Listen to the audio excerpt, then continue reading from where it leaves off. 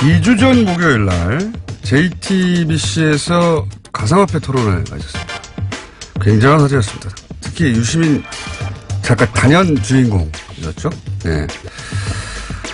직접 오셨습니다. 안녕하십니까? 안녕하세요. 네. 샤랄랄랄라 이건 또 무슨 음악이야?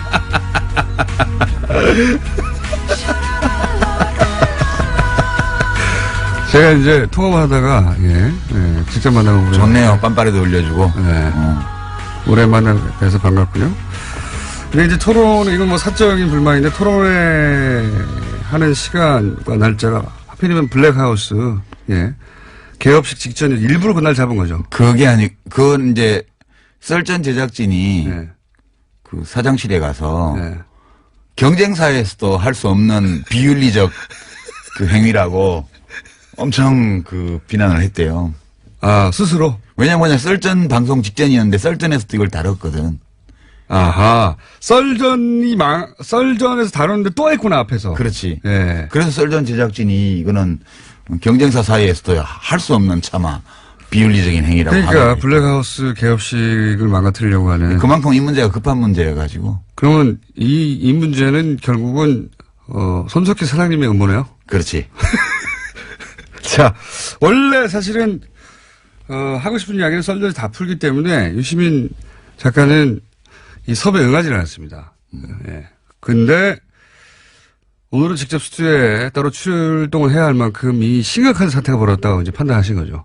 뭔가. 그렇죠. 예. 썰전이나 JTBC 이외에 또 어딘가에 가서 이거 꼭 풀어야 되겠다 생각하신 거죠. 뉴스 공장밖에 없지. 그렇다고 말이죠. 네. 자, 오늘 그래서 도대체 블록체인이 뭔지, 비트코인이 뭔지, 뭐 기타 등장하는 여러 가지 용어들이 있습니다. 분산 원장이라는 단어도 등장하고요. 뭐 영어도 막 등장해요. 예. 작업 증명 이런 거 등장하고 기사 읽다 보면 포기하게 돼요, 중간에. 이 문제가 뭐냐면 모든 기사의 뒤에는 거래소 광고가 붙어 있어요. 인터넷에 보면. 그렇죠. 예. 그 얘기 좀 이따 할 텐데. 요 기술적인 얘기를 조금 먼저 하고 넘어가야 되는 것이 보통 이제 이런 기사 읽다가 이런 본인이 그 직관적으로 단숨에 이해가지 않는 사항이 등장하면 이건 내가 모르는 영역이구나. 그렇지. 모르는 영역이기 때문에 내가 여기다 토를 달면 안 되고. 입 다물어야겠다. 그렇죠. 내가 뭘 잘 모르는 걸 거야. 이렇게 생각하게 되고 남들이 떠드는 것만 보게 된단 말이죠. 근데 사실 이 비트코인 혹은 뭐 블록체인 기술이라는 게 이제 유시민 작가가 이제 나왔으니까 이제 쉽게 예를 들어 설명하겠죠. 예, 못하면 퇴장이고요. 알고 보면 뭣도 아니야, 이거. 뭣도 아니야. 그래서 일단 이 2부에서는 이게 무슨 기술인가 얘기를 한번 풀어보려고 합니다. 자, 그래서 유시민 작가가 설명을 했는데 어려우면 제가 다 대신하고요. 그리고 필요 없으니까 3부는 안 나오는 것으로.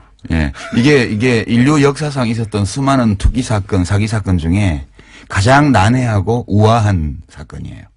난해하고 우아한 그 뒤에 뭐 하나 붙는 거 아닙니까? 사기 사건. 사기 사건, 난해하고 우아한 사기 사건. 자, 그럼 우선 이 블록체인 기술이 뭡니까? 어떻게 하자는 겁니까? 블록체인 기술은 이제 블록을 순차적으로 만들어서 거기다가 정보를 입력하는, 거래 정보를 입력하는 그런 장부 만드는 기술인데요. 이게 우리가 보통 장부를 보면 뭐 200쪽짜리 장부가 있잖아요. 그러면 거기에 순서대로 다 모든 거래 내역을 기록하잖아요. 근데 이거는 블록이라는 건 장부의 한 페이지. 그게 원래 장부가 없고 누가 한 페이지를 만들고 그다음에 일어나는 거래 기록은 그 다음 페이지를 누가 만들면 그 페이지에 다 기록이 되는 거예요. 그래서 이 첫 그걸 또 다 공유해요, 같이. 공유라기보다는 그걸 늘어놓는 거지. 그거를 그 원장을 가지고 싶은 사람은 가질 수 있게. 이거 요렇게 설명해가지고 저희 PD가 저 IT 바보거든요. PD 표정을 보니까 이해를 못했어요, 지금. 멍하게 있는 거 보니까. 그러니까 우리 돈 거래하는데 그 기업 장부나 혹은 뭐 은행 장부에 돈이 들어오고 나간 게 기록이 돼 있어야 되잖아요. 근데 그거 은행 필요 없이 우리끼리 그냥 사람들끼리 누군가가 장부를 만들면 그 장부에 막 기록이 되게 하는 거야. 장부 한 페이지가 블록 하나예요. 장부 한 페이지가 블록 하나고. 블록체인은 뭐냐 하면 첫 번째 장부에 이름이 있어. 제네시스 블록이라 그래서 원조 블록. 거기에 장부 맨 끝에 나오는 기록 하나가 그 다음 페이지 맨 위에 올라가고. 그렇죠. 예. 자세히 하시네. 예, 그 다음 페이지의 맨 끝에 엔지니어 아니시면서 자세히 하시네. 예. 그래서 그 페이지마다 이름이 정해지는 거예요. 네. 순서대로. 네, 맞아요. 그러면 페이지 이름을 보면 그 앞에 페이지가 어느 쪽 페이지고 뒷 페이지가 어느 페이지 다 알 수가 있어. 그렇죠. 예. 네.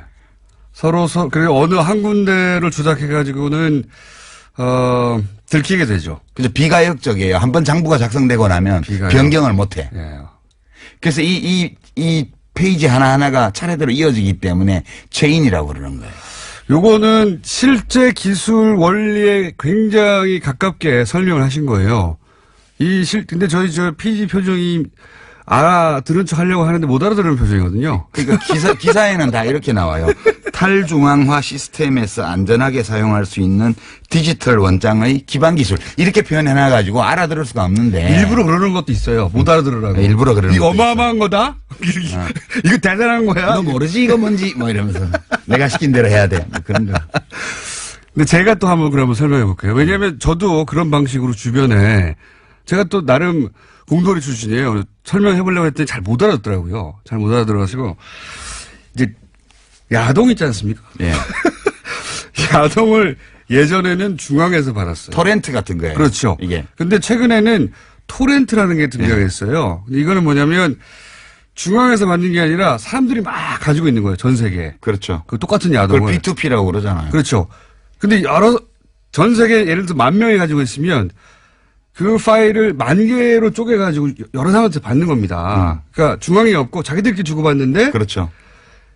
자기 개인은 서버의 용량이 안 되니까 조금씩 나눠서 받는 거예요. 그렇죠. 그걸 토렌트라고 해요. 본질적으로 이거 똑같은 겁니다. 분산해서. 근데 이제 여기서 문제가 뭐가 생기냐. 이 파일을 받을 때 사람들은 이게 진짜인지 가짜인지를 몰라요. 야동인지 알고 받았더니 받고 보니까 검찰 함정 파일이야. 그럴 수도 있잖아요. 네, 그런 가능성은 없어요, 이거는. 그렇죠. 네. 요 문제를 이제 해결하고 싶었던 거예요. 그렇죠. 블록체인은 그러면 10명한테 파일을 나눠서 받는 거야. 똑같아. 뭐 10명이든 1,000명이든 10명이라고 합시다. 비유적으로. 이걸 도대체 이 파일이 야동인 줄 어떻게 확인할 수 있을까? 그러니까 신뢰할 수 있도록 해준 거예요. 그렇죠. 어떻게 신뢰할 수 있도록. 그 머리를 굴리기 시작한 겁니다. 그러니까 사토시 나카모토라는 이름을 쓰는 익명의 공학자 또는 뭐 공학자 그룹이 2008년도에 논문을 하나 딱 냈는데 그거는 학술지에 낸 게 아니고 화이트 페이퍼라 그래서 그냥 인터넷에 띄운 거예요, 논문을. 네. 그리고 몇 달 후에 2009년 1월 초에 이 시스템을 론칭을 해요. 비트코인 시스템을. 네. 그러니까 이 시스템에 들어와서 접속하는 사람을 피어라고 그러고요. 네.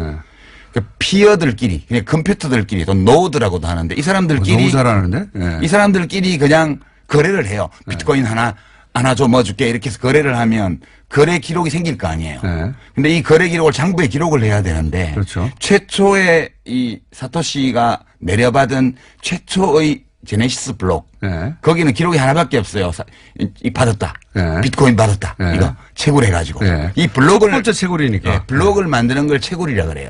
아, 이것도 설명해야 되는데. 아니 채굴이라 그러는데 저희 PD가 이때까지 못 알아듣다가 본인이 못 알아듣는 걸 표시를 내기 싫으니까 고개 끄떡끄떡해서 알아들은 척. 그러니까 우리가 이제 사람들이 그 시스템에 비트코인 시스템에 쫙 들어와서 예. 서로 막 거래를 해요. 예. 그럼 거래 정보가 기록이 되려면 장부 페이지가 만들어져야 되는데 그게 한 페이지가 한 블록이라 그랬잖아요. 예. 그게 10분마다 블록이 갱신돼요. 10분마다. 예. 그럼 새로운 블록을 만드는 놈은 장부를 만드는 놈이잖아. 예. 얘한테 보상을 해줘야 돼요. 그렇죠. 그게 처음에는 50 비트코인을 줬어. 예.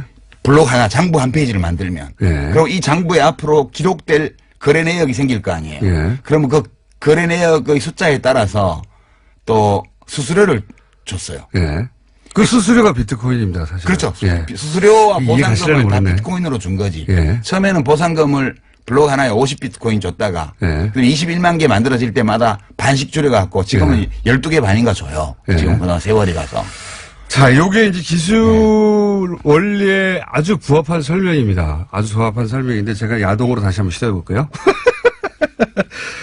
이 야동은 신뢰가 없잖아. 그게 야동을 어떻게 신뢰할까 고민한 거예요. 예를 들면 이거 받기 전에 내가 이게 틀림없이 야동이라는 걸 알아야 되잖아요. 네. 받는 과정에도. 그럼 어떻게 했느냐. 10명에다가 10문제를 풀게 한 겁니다. 다. 그 10명이 쫙 있다. 파일, 그렇게 설명하면 안 되고. 못 알아들으시는 표정이에요. 그러니까 이제 지금 이 비트코인 시스템이 모든 암호화폐의 이제 기본 형태인데. 예. 이 사토시라는 하여튼 사람인지 아닌지 모릅니다, 현재. 사토시라는 자가 이 집단이죠. 시스템을 설계를 했어요. 네. 근데 재밌는 게 사람들이 여기 들어와도 될 이유가 없는 거야. 그렇죠. 이거를 퍼블릭 블록체인이라는 이름을 붙여서 네. 퍼블릭 아니거든요. 우리가 보통 생각하는 퍼블릭은 공공재 예. 이걸 퍼블릭이라고 그러는데 이거는 퍼블릭하고 아무 상관이 없어요. 예. 그냥 오픈돼 있는 거죠. 사람들이 들어와야 되는데 안 들어올 이유가 없어. 그러니까 도토리 줄게. 예. 그래서 와서 없습니다. 열심히 이제 문제를 풀어서 예. 그 원장 장부를 만드는 놈한테 상을 주는 시스템을 만든 거예요. 그 상위 비트코인인데. 비트코인으로. 예. 그런데 이제 이 페이지 하나는. 나도 말하고 싶어 죽겠네, 이거. 이게 뭐요? 손님이니까 해보세요. 페이지 하나는 용량이 1메가바이트예요. 그러니까 예. 블록 하나의 용량은 1메가바이트고 예. 이 1메가짜리를 계속 돌릴 수는 없으니까 헤더라는 걸 만들어서 예. 그 1메가바이트에 정보를 표시하는. 최대 거죠. 용량인 요 블록의 주요 정보를 딱 요약해서 80바이트로 헤더에 딱 저장을 해요. 색인 같은 거죠, 색인 같은 거. 네. 근데 우리가 보통 사람들이 쓰는 거는 그 180기가바이트 이상의 데이터를 다운받아야 되는 그 비트코인 시스템 전체를 다운 안 받아요. 그렇죠. 사람들은 대부분 헤더만 다운받아요. 예. 그래서 이거를 완전 노드라 그래서 완전히 다 비트코인 코어를 받아서 채굴 하는 사람을 예. 완전 노드라 그러고 예.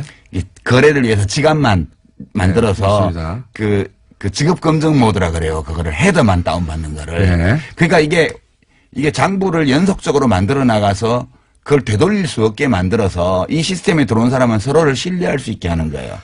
근데 이 장부를 만들려면 저희 PD 포기했어요, 얼굴이 보니까. 그래요? 아니, 이해하고 싶어 죽겠거든요, 자기도. 근데 이제 따라오다가, 아니, 난 안 되나 보다 하고 지금 그 표정이에요, 지금. 하여튼 그런 거예요. 그렇게 장부를 만드는 사람한테 상 주는 시스템이야.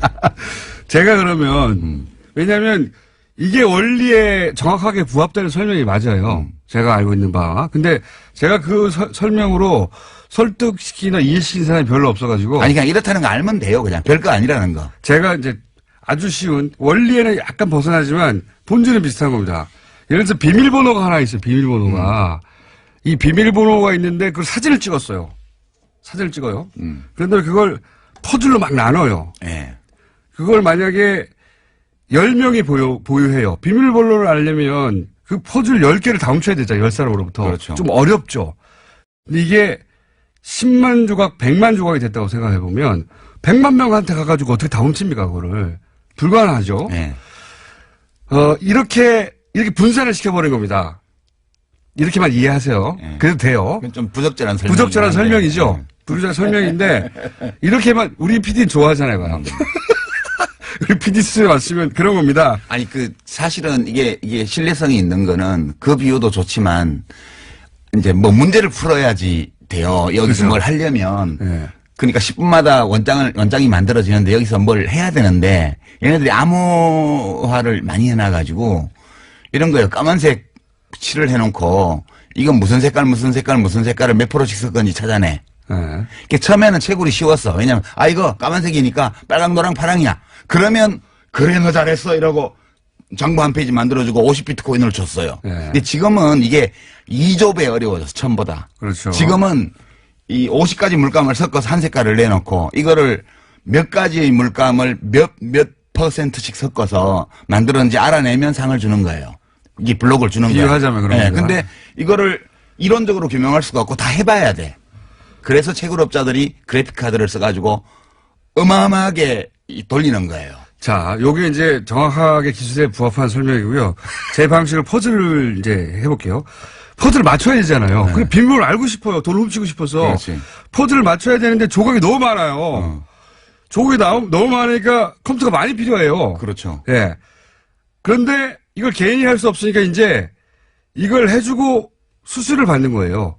그게 채굴업체예요. 예, 그게 채굴이고 그때 수수료 받는 게 비트코인입니다. 채굴이라는 게 조각을 맞춰주고 이게 조각이 다 맞고 이게 가짜가 아니야. 라는 게 누군가 대신 해줘야 되는 건 조각이 너무 많아. 그렇게 생각하시면 됩니다. 난 비밀번호를 알고 싶은데 이게 정확하게 기술에 부합되는 내용은 아니지만 본질이 그렇다는 거예요. 그걸 작업 증명이라고 그래요. 그렇죠. 그 과정을. 예. 그러니까 이게 맞나? 안 맞나? 예, 수학 문제를 푸는 게 아니고 수많은 경우의 수를 직접 대입해 봐야 되는 거라 가지고 그러니까 컴퓨터가 많은 놈이 이기는 거예요. 10분마다 하나씩 블록이 만들어지니까. 예. 그러니까 어마어마한 그 양의 그래픽카드 GPU를 설치해 놓고 그거를 쪼개서 10,000대 가지고 작업하면 100대 가지고 하는 놈보다 100분의 1의 시간에 할 수 있는 거죠. 예. 그래서 전기를 많이 먹는다는 것이고. 어마어마하게 먹는 거지. 어마어마하게 쌓아놓고 하는 거예요. 컴퓨터 한 대에 할 수 있는 일이 아니니까. 근데 문제는 예. 그거를 이제 해서 풀었네? 조각을 맞췄네? 그러면 잘했어 하고 수수료 하나 딱 주는 겁니다. 수수료 하나 블록 하나가 만들어지면서 네. 이제 문제는 그걸 비트코인이라고 하는 거죠. 난이도는 첫 번째 제네시스 블록하고 네. 50만 번째 블록을 비교를 하면 50만 번째 게 그 1조 8천억 배 어려워요. 난이도가. 숫자도 다 기억하면. 약 이분이 1조 진짜. 8천억 배 어려운데 그러니까 채굴은 어려워지니까 비용이 많이 드는데 예. 비트코인 값이 안 올라가면 채굴이 안 돼요. 그러니까 채굴이 스톱되는 순간 이 시스템은 다 다운되는 거기 때문에 무슨 수를 쓰더라도 이 시스템을 돌리려면 값을 올려야 돼요. 그래서 사기꾼들이 이제 사기적인 방법으로 값을 올리는 거죠. 자, 여기까지는, 저희 PD의 눈빛으로 봐. 한 3분의 1 정도를 이해하는 척 하고 있어요. 이해하는 척 하고 참만 있고. 몰라도 돼. 별거 아니라는 거 말면 돼. 하여튼 기술이라는 게 어렵게 들리지만 본질은 그렇게 어려운 게 아니다. 예. 근데 이제 원래 맞게 설명하셨고, 3부에서 그러면 이게 왜 문제인가 본격적으로 얘기해 보겠습니다. 3부에서. 자, 독학으로 비트코인 전문가, 반열에 오르신 유시민 작가와 함께. 전문가는 개뿔. 자, 비트코인 얘기를 하고 있습니다. 예, 기술 설명을 초반에는 2부에는 해서 다 이해가 됐다는 분들도 있고, 문자를 보니까요. 예, 그리고, 어렵다. 나는 PD하고 이해력이 같나 보다. 이런 분들도 있고, 그리고, 김어준 닥쳐라도 좀, 그래서 저는 2부, 3부에서는 가능하면 참으려고 노력하겠습니다. 제가 물론 튀어나갈지도 모르겠지만. 자, 기술은 이제 그렇습니다. 혹시 이해가 안 가시면 2번, 3번 저희 방송을 다운받아서 들으시면 되고. 이게 왜 문제입니까, 근데? 기술은 그런데. 왜냐하면 이게 이미 망한 시스템인데 이미 망한 시스템에서 나온 코인을 이 사고 팔아가지고 투기 광풍을 일으키고 있어서 왜 망한 시스템입니까? 이게 이제 두 가지 이유 때문에 망한 시스템인데요. 그러니까 투기 광풍이 일어난 거는 시스템이 망했다는 거를 기술적으로는 이미 거의 다 확인한 상황에서 거래소들이 만들어지면서 시작된 건데요. 망한 이유는 크게 보면 첫째는 결제를 많이 할 수가 없어요. 이게 원래 중앙기관이 필요 없고, 예. 그죠? P2P로 예. 개인 간에 바로 거래한다 그랬는데 지금 채굴업체들이요. 예. 새로 블록이 형성이 돼야 예. 채굴을 해야 이제 이게 시스템이 계속 유지가 그렇죠. 되는데 예. 0.0001%의 노드 그러니까 이 시스템에 가입해 있는 컴퓨터 예. 사용자 중에서 0.0001%의 채굴업체들이 블록을 만들고 있어요. 예. 그 나머지 99.9999%는 이 채굴업체들이 블록을 생성해 줘야만 그렇죠. 예. 거래를 할 수 있는 거예요. 맞습니다. 예. 그러니까 그리고 이 1메가바이트로 한정되어 있는 이 블록의 크기, 블록의 생성 속도 이런 걸로 이제 계산해 보면 1초에 7건 정도밖에의 거래 트랜잭션이라 그러는데 예. 거래 내역을 1초에 7개밖에 못 적어요, 거기에. 무슨 얘기냐면 비트코인을 물건을 살려고 하잖아요. 그때마다 확인을 해야 되는데. 그렇죠. 그건 예. 10분 걸리거든요, 최소한. 예. 왜냐하면 다음 블록이 형성되어서 예. 그 10분마다 블록이 형성되니까 거기에 이 트랜잭션이 기록이 되고 확인이 돼야 거래가 성립돼요. 예. 그러니까 미니멈 10분이고요. 수수료를 적게 표시하면 처리가 3일, 5일, 일주일도 안 돼요. 맞습니다. 수수료가 높은 거는 빨리 해줘요. 그럼 거래소에는 어떻게 이렇게 순식간에 되느냐? 그거 설명해 주셔야죠. 거래소는 지금 저 암호화폐에 뭐 비트코인 포함해서 거래하는 사람의 대부분이 네. 암호화폐 지갑이 없어요. 그래도 무슨 이 얘기냐? 블록체인 시스템에 안 들어와 있다고요. 예. 이거를 이제 들어와 있는 노드 컴퓨터로 하는 사람을 이제 온 블록체인이라 그러고요. 예. 이 블록체인 시스템과 전혀 무관하게 바깥에서 거래하는 사람 그를 오프 블록체인 거래라고 그러는데 예. 대부분의 암호화폐 거래가 오프고요. 예. 이 오프를 담당하는 거는 거래소인데 중개소. 예. 여기서 전자지갑을 갖고 있으면서 따로 DB를 만들어서 자기들 고객하고 거래를 하는 거예요. 예. 그래서 이 대부분의 거래가 블록체인과 관계가 없고 예. 이 거래를 블록체인에 집어넣으면 이 블록의 수수료가 커져요. 예. 그러면 그렇죠. 채굴 비용을 감당할 수 있죠. 예. 근데 채굴은 갈수록 어려워지고 아까 그랬잖아. 50만 번째 블록은 첫 번째 블록보다 2조 배 어렵다고요. 예. 1조 8천억 배. 그러니까 채굴 비용이 많이 들어가니까 이 채굴 비용을 뽑으려면 블록체인 보상금이 많아져야 되는데 이건 지금 처음에 50 비트코인에서 시작해서 12.5까지 내려와 있죠. 예. 거꾸로 내려가고 있는 예, 거죠. 수수료는 원래 늘어야 되는데 예. 거래를 처리하는 속도가 너무 느리고 그다음에 대부분의 거래가 오프에서 이루어지기 때문에 예. 보상금으로 들어오질 않아요, 이게. 이게 이런 겁니다. 만약에 블록체인이라는 게 이제 기본적으로 해킹이 불가능하고 그래서 우리가 거래를 할 때 블록체인이라는 플랫폼 위에서 거래가 일어나는 줄 아는데 그게 아니에요. 네, 대부분의 거래가 다 이거하고 무관해요. 그게 아니라 말씀하신 헤더건만 가지고 거래소가 따로 거래하는 겁니다. 사고 그렇죠. 파는 거예요. 네. 예. 그러니까 이게 블록체인 기술 위에서 해킹이 불가능하도록 거래가 이루어지는 게 아니라 사실 그거하고 상관없이 아무 상관없이 이루어지는 겁니다. 그래서 이 거래소가 필요한 것이고 그래서 거래소만 돈을 벌고 있는 지금 거죠. 벌집 계좌라고 해가지고요. 네.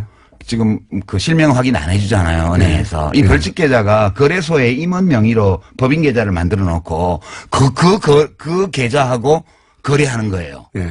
이 투자자들이. 그러니까 이거는 블록체인 기술 발전하고 전혀 무관한데 사실은 지금 이제 그게 그래서 첫 번째로 채굴 비용은 증가하고 예. 채굴에 따른 수익은 줄어들기 때문에 어느 시점에 가면 채굴 비용은 계속 올라가고 수익은 내려오다 보면 크로스가 이래 데드 크로스. 예. 그 시점이 되면 채굴이 중단이 돼요. 예. 채굴이- 보상이 미치지 못하니까요. 네, 채굴이 중단되는 순간 이 시스템은 끝장이에요. 그냥 서든 데스야. 채굴을 계속 해야지 돌아가는데 채굴을 해서 얻게 되는 이득이 채굴에 들어가는 비용보다 작아지면은 그렇죠. 중단하겠죠. 예. 중단하면 이 시스템이 돌아갈 수가 없는 거죠. 돌아갈 수가 없는 거죠. 예. 예. 그때가 올 수 있다는 거고 그때가 반드시 와요. 그때가 오기 전까지 계속해서 가격이 올라가는 이유기도 합니다. 그렇죠. 예. 왜냐하면 보상이 있어야 되니까요. 이 가격이 올라가는 거는 실제로 이 블록체인을 기반으로 한 암호화폐 시스템에서 거래하는 사람들은 다 익명 거래고 전자지갑 주소로만 하고 있고요. 당사자들이 직접 하는 게 아니고 사실은 개별 사용자가 거래자가 시스템에다 정보를 집어넣고 그걸 받아가는 사람은 자기 암호키를 가지고 그 시스템에서 빼가는 구조예요. 예. 이렇게 돼 있는데 지금 그 가격을 지탱을 해야 되니까 내가 전자지갑을 여러 개 만들어 놓고 암호화폐 지갑을 내가 혼자서 거래해도 돼요. 그렇게 해서 지표를 끌어올리는 거죠. 그게 실제로 있었던 일이죠. 예전에 2010년, 13년에 아직 이제 비트코인 가격이 $100 수준이었을 때 네. 갑자기 한두 달 만에 $1,000가 된 적이 있어요. 그렇죠. 근데 이제 그걸 나중에 올해 어떤 저널에서 발표를 했는데 이거 한 사람이 한 거다. 그렇죠. 프로그램 2개 돌려가지고. 아니 그거야 뭐 지갑 한 10개 만들어 놓고 사고 팔고 하면 까불나가는 거예요 계속. 그렇죠. 예, 그걸 실제로 이런 경우가 있었고 그러면 지금은 없느냐. 지금도 하고 있죠. 지금도 하고 있다고 봐야 되는 당연히 거죠. 하고 있는 거지 예, 그거는. 그러니까 이 시세가 시장이 저절로 조절되는 게 아니라는 겁니다. 기본적으로. 그러니까 노름판으로 치면 타짜들이 와서 다 판을 조작하는데 이렇게 순진한 그런 도박에 끌린 사람들이 들어와서 판돈 집어넣고 있는 거예요 지금. 블록체인 기술은 조작이 불가능하지만 그 이미지 때문에 거래소도 조작이 불가능할 거라고 생각하는데 그건 아니라는 겁니다. 그건 아니죠. 예. 지금은 근데 거래는 거래소에서 일어나는 거예요. 그러니까 지금 이게 블록체인 시스템은 안전해요. 예.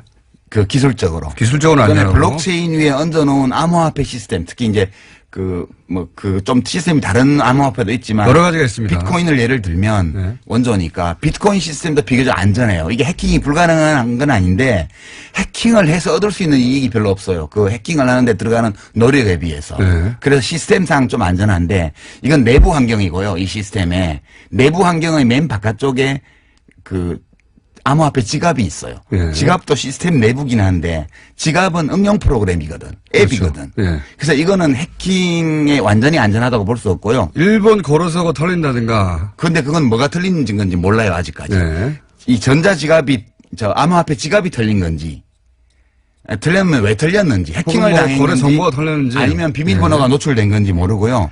어쨌든 한 네. 5,700억 규모의 해킹이 며칠 전에 있었죠. 그러니까 이제 그 암호화폐 지갑은 절대적으로 안전하지는 않고요.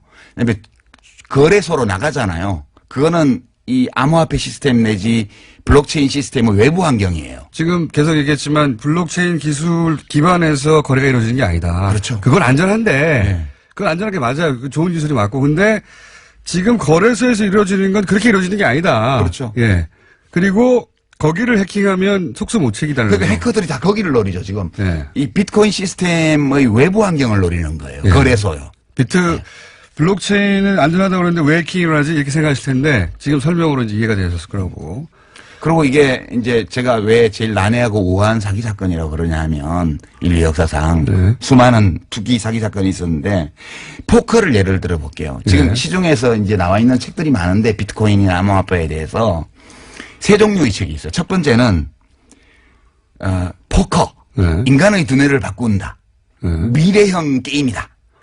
이거를 설파하는 책이 있어요. 이게 이제 김진화 씨 같은 분이 쓴 그 넥스트머니 비트코인 이런 책이 이 암호화폐가 인류의 미래를 바꾼다. 이렇게 굉장히 투기를 하는데 그냥 투기가 아니고 인류 문명을 발전시킨대잖아. 네. 그런 류의 책이고요. 두 번째는 최근에 나온 책 중에 익명으로 신의 두뇌라는 닉네임으로 나온 책이 있는데 비트코인 1억 간다 이런 책이요. 네. 이거는 이제 이 포커를 해서 돈을 따는 기술. 네. 포커 알면 이긴다. 이런 종류의 책이에요. 네. 세 번째가 이거 지금 예약 판매 걸려 있는데 목차를 보니까 이병욱이라는 분이 쓴 비트코인과 블록체인 이런 책이 있어요. 이게 중립적으로 기술적인 측면과 이 경제적인 측면을 검토한 책이더라고요. 목차를 보니까 이런 책은 이 포커라는 게임의 실체에 대해서 알려주는 책이에요. 그래서 사람들은 되게 신의 두뇌라는 익명으로 쓴 이 책 비트코인 1억 간다. 대박. 이 책 보면 나 돈 벌 수 있지 않을까? 이게 많이 봐요. 베스트셀러 목록에 올라 있어요. 네. 근데 이게 다 이거 포커가 인류의 두뇌 혁명을 일으키지도 않고요. 그러니까 비트코인이 뭐 사회 혁명을 일으킨 것도 아니고요. 그러면 여기 가서 돈 딴다는 이거는 포커 알면 이긴다 읽으면 누구나 포커에서 돈 따나요? 정상적으로 하면 딸 수 있겠죠. 그러나 여기는 타짜들이 설치는 시장이거든요. 그래서 못 따요. 네. 다른 사람도 있긴 있죠. 예. 운이 좋아서 따기도 하고. 운이 좋아서 따를 경우도 있죠. 예. 그래서 이 기술은 어느 시점에, 그러니까 요런 방식으로 돌아가는 것은 어느 시점에 종말을 맞이할 것이다. 이렇게 생각하시는 거죠. 어차피 2100만 개가 발행되면 네. 비트코인이 2100만 개가 발행되면 그러니까 처음에서부터 시작해서 주기적으로 반감해서 693만 번째 블록이 형성되면 끝나요. 네. 2100만 개째 그렇게 설계를 했죠, 처음부터. 네, 그렇게 설계되어 있고 지금 1700만 개 정도 발행이 돼 있거든요. 네. 지금 400만 개 남았는데 어차피 2100만 개 발행되면 더 이상 장부 지면이 늘어나지 않아서 네. 거래를 기록할 수가 없어요. 네. 그러니까 이 시스템은 종말이 처음부터 예정되어 있었던 거고 2100만 개까지 가기 전에 채굴 비용의 증가. 그죠? 네. 그다음에 난이도의 증가. 네. 이것 때문에 데드크로스가 일어나면서 그 이전에 다운될 가능성이 거의 99.999% 그렇게 전망하시는 거고. 예. 그것이 다운되는 순간 작업 증명이 안 되기 때문에 사실은 그렇죠. 시스템은 무용지물이 되는 것이고. 예, 시스템이 스톱되는 거예요. 그러면 비트코인은 코인이 아니고요. 그냥 디지털 데이터거든요. 예. 이 디지털 데이터는 이 블록체인 시스템 안에서만 의미를 가지는 건데 이 시스템이 다운되는 순간 가치가 제로예요. 그렇죠. 작업 증명이 안 되니까요. 예. 예. 이게 자, 이런 전망하에 이것이 기본적으로 도박이고 사기라고 이제 주장하시는 거예요? 이렇게 안 하시는 분들 계시지만 유시민 작가는 그렇게 생각하고 예. 있습니다. 뭐 저는 하나의 시각을 말씀드리는 거죠. 예. 예. 그래서 그게 너무 걱정이 되기 때문에 왜냐면 언제 터진다 이거. 터지죠. 예. 언제 터지냐의 문제일 뿐 터진다고 생각하시기 때문에 이거 사람들 진정시켜야 된다고 나오신 거예요. 그죠? 진정시킨다는 목적이 아니고 저는 제가 이 비트코인이나 암호화폐나 블록체인에 대해서 잘은 모르지만 그냥 보통 사람 시민의 시선으로 예. 이해할 수 있는 선까지 이해해 본 결과 예. 이거는 폰지 사기나 튤립 투기나 이거하고 근본적으로 동일한 사건이에요. 예. 그러니까 실체적인 가치가 제로인데 가격을 지탱하기 위해서 무한히 투자자를 끌어들일 수 있다는 전제를 두고 예. 이 시스템을 돌리고 있는 거거든요. 이거는 어느 시점에 가면 끝나는데 90년대 중반에 다단계의 20대들이 엄청 끌려 들어갔던 거 기억나시죠? 예, 예. 그때 그 다단계를 설파한 사람들이 뭐라 그랬습니까? 이걸 유통혁명이라 그랬어요. 예. 중간 마진을 없애서 생산자와 소비자가 모두 이익을 보게 함으로써 이 자본주의 경제의 유통 시스템의 혁명을 가지고 올 수 있는 거라고 하면서 사람들을 끌어들였잖아요. 네. 이 모든 사기에는 명분이 필요해요. 근데 이렇게 문명의 혁신이라든가 또는 경제의 혁신이라든가 이런 거창한 논리를 끌어들이면 네. 왠지 내가 하는 투기가 가치가 있는 듯한 느낌을 줘요. 그렇죠. 예. 예. 그래서 사실은 규제한다고 하면 사람들이 화를 내죠. 화를 내는데 사실은 너 일확천금 노리는 거지? 라고 말하는 것과 마찬가지거든, 이 규제가. 그럼 기분 나쁘지. 그러면 속내를 들키기 위해서 움찔해요. 그러면서 야 기술 때문이야. 인류를 위해서야. 아, 그런 심리 구조하고 비슷한 겁니다, 사실은. 딱 그거예요. 비슷한 게 아니고. 화를 내는 건 기술 때문에 화를 낸다고 다들 얘기하는데 그게 아닙니다. 그래서 너 돈 때문에 그러는 거지라는 속내를 들켜서 그런 거예요. 예. 지금 암호화폐가요. 돈 벌고 싶어서 이러는 겁니다, 다들. 암호화폐가 한 1,500종 가까이 돼요. 근데 이 중에는 정말 블록체인 시스템과 무관한 암호화폐도 있고요. 이 ICO라 그래서 지금 되게 유식하게 들리죠. 예, 예. 이니셜 코인 오퍼링이라고 네네네. 해서 주식 공개하듯이 네, 맞습니다. 코인을 팔아요. 예. 채굴 안 해요. 리플 같은 거 채굴 예, 안 해요. 예. 그래서 뭐 리플은 시스템이 요거의 단점을 보완하거나 혹은 변종이 많이 있거든요. 예. 그러니까요. 이제 이 사람들이 이거를 규제하자고 그러면 퍼블릭 블록체인을 왜 규제를 하냐라고 얘기를 하는데 제가 아까 말씀드렸다시피 이건 퍼블릭과 아무 관계가 없어요. 예. 어른은 나우프에서 어떤 이러니까. 공적인 목적도 없는 거예요. 그냥 아무나 들어올 수 있는 거를 사람들은 퍼블릭이라고 이름을 붙였고 이 사람들이 그다음에 프라이빗 블록체인이라고 하는데 그게 사실은 퍼블릭한 거예요. 공공적인 거예요. 그게 은행에서 이용할 수 있는 기능이 필요한 사람들이 특별한 동기부여를 코인 이런 걸 안 줘도 자기가 여기 가입해서 유형무형의 이익을 얻을 수 있는 사람들이 들어와요. 네. 그렇게 공공적 수요가 있는 분야에 공적인 어떤 효용을 가질 수 있는 블록체인을 프라이빗 블록체인이라 그러고요. 저는 선거를 이걸로 하면 좋다고 봅니다. 선거? 예. 그렇죠. 투표 시스템 국민투표 같은 시스템, 선거 시스템을 이걸로 할 수 있죠. 그러면은 위 변조가 절대 불가능하거든요. 불가능하죠. 예. 그래서 실제로 에스토니아든가 거기서는 블록체인 기술을 원용해가지고 선거 시스템을 구축하고 있어요. 그러니까 10초마다 그런 건 좋은 거예요. 10초마다 블록이 갱신되는 네. 이런 시스템을 도입하면 트랜잭션, 그러니까 거래 건수도 엄청나게 많이 처리할 수 있고 네. 그런 게 퍼블릭한 거죠. 그렇죠. 예. 근데 이거는 지금 이름을 퍼블릭이라고 붙여서 사람들을 속이는 거예요. 이건 완전 프라이빗한 거예요. 이게. 그리고 사실은 이렇게 기술을 얘기하는 분들도 다 버블이 있다는 거 알아요. 알죠? 아는데 내가 돈 벌고 난 다음에 터지라고 하는 거예요. 본질은 그렇습니다. 예. 네. 그러니까 원래 이 비트코인 시스템이 사토시가 그 발표한 논문 제목이 피어 투 피어 네. 일렉트로닉 캐시 시스템이거든요. 그러니까 개인 간 직접 거래하는 그 전자화폐 시스템이라는 제목으로 논문을 냈고 네. 이게 취지가 중앙이 필요 없다. 탈중앙. 저는 그 정신을 존중합니다. 아니 뭐 어떤 데서는 존중할 수 있지만 화폐는 네. 꼭 그래야 되는 건 아니에요. 그러니까 그게 화폐로 넘어가서 그런데 중앙이 없다. 중앙 서버가 없다. 네. 그다음에 세계 어디서나 거래할 수 있다. 수수료가 없다. 근데 개뿔 수수료가 없어요. 지금 중앙은 채굴업체하고 거래소가 중앙 노릇하고 있고요. 네. 수수료는 원래 사토시가 이 시스템을 발족할 때 최소 수수료를 0.00001 사토시. 그러니까 1억 분의 1 비트코인이 1 사토시인데 1000 사토시를 최저 수수료를 했어요. 네. 근데 지금은 실제 평균 수수료가 그 150배예요. 150배요. 예전에 며칠 전입니까? 며칠 전입니까? 이 비트코인 관련한 협회가 미국에서 네. 비트코인으로 입장권을 팔지 않았죠. 안 팔지, 못 팔지, 거래 못 해요. 그게 또 뭐 그런 이유도 있지만 또 하나는 실제 거래를 하려고 그랬더니 너무 오래 걸리는 거예요. 3일. 표를 사고 파는데 너무 오래 걸리는 거예요. 수수료도 15,000원. 그거는 지금 얘기한 대로 거래소가 아니라 직접 하려고 한 거거든요. 그러다 보니까 네. 협회도 이걸 화폐로 사용하지 못한 겁니다. 못하죠. 예. 이게 지금 이벤트가 많잖아요. 이벤트가 ICO라는 이벤트를 하고 한쪽에는 코인 판매요. 예. 최초 코인 발행. 이거는 채굴을 안 한다는 뜻이에요. 사용자들이. 네. 회사에서 코인을 다 만들어서 그냥 주식 팔듯이 팔아버리는 거예요. 그렇죠. 근데 돈을 받고 팔면 법에 걸려. 그러니까 기존의 암호화폐를 받고 코인을 팔아요. 이거 사기가 되게 많고요. 두 번째는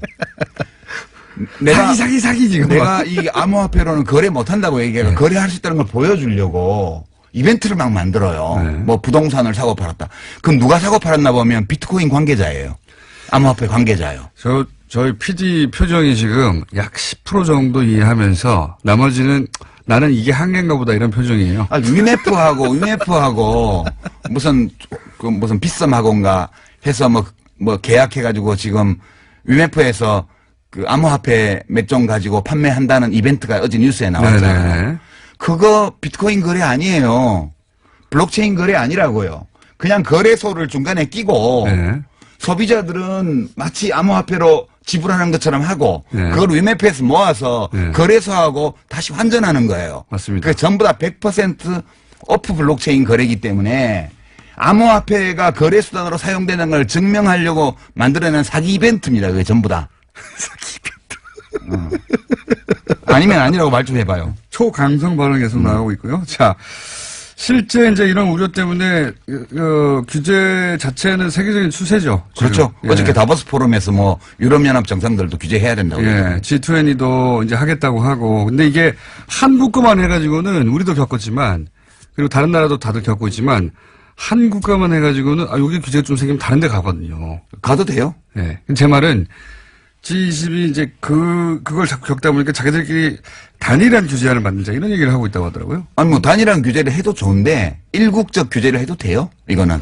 우리. 아니 뭐 온라인 도박 단속을 뭐 유엔에서 해야 되나? 근데 이제 밖으로 빠져나가서 계속 하는 거죠.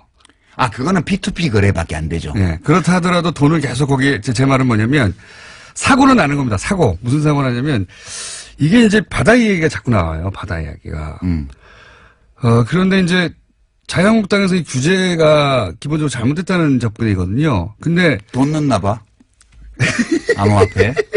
그거보다는 저는 요 뒤에 있는 어떤 정치적 셈법은 사고 날 거니까 사고가 나라 이거예요. 나라 이거지. 예.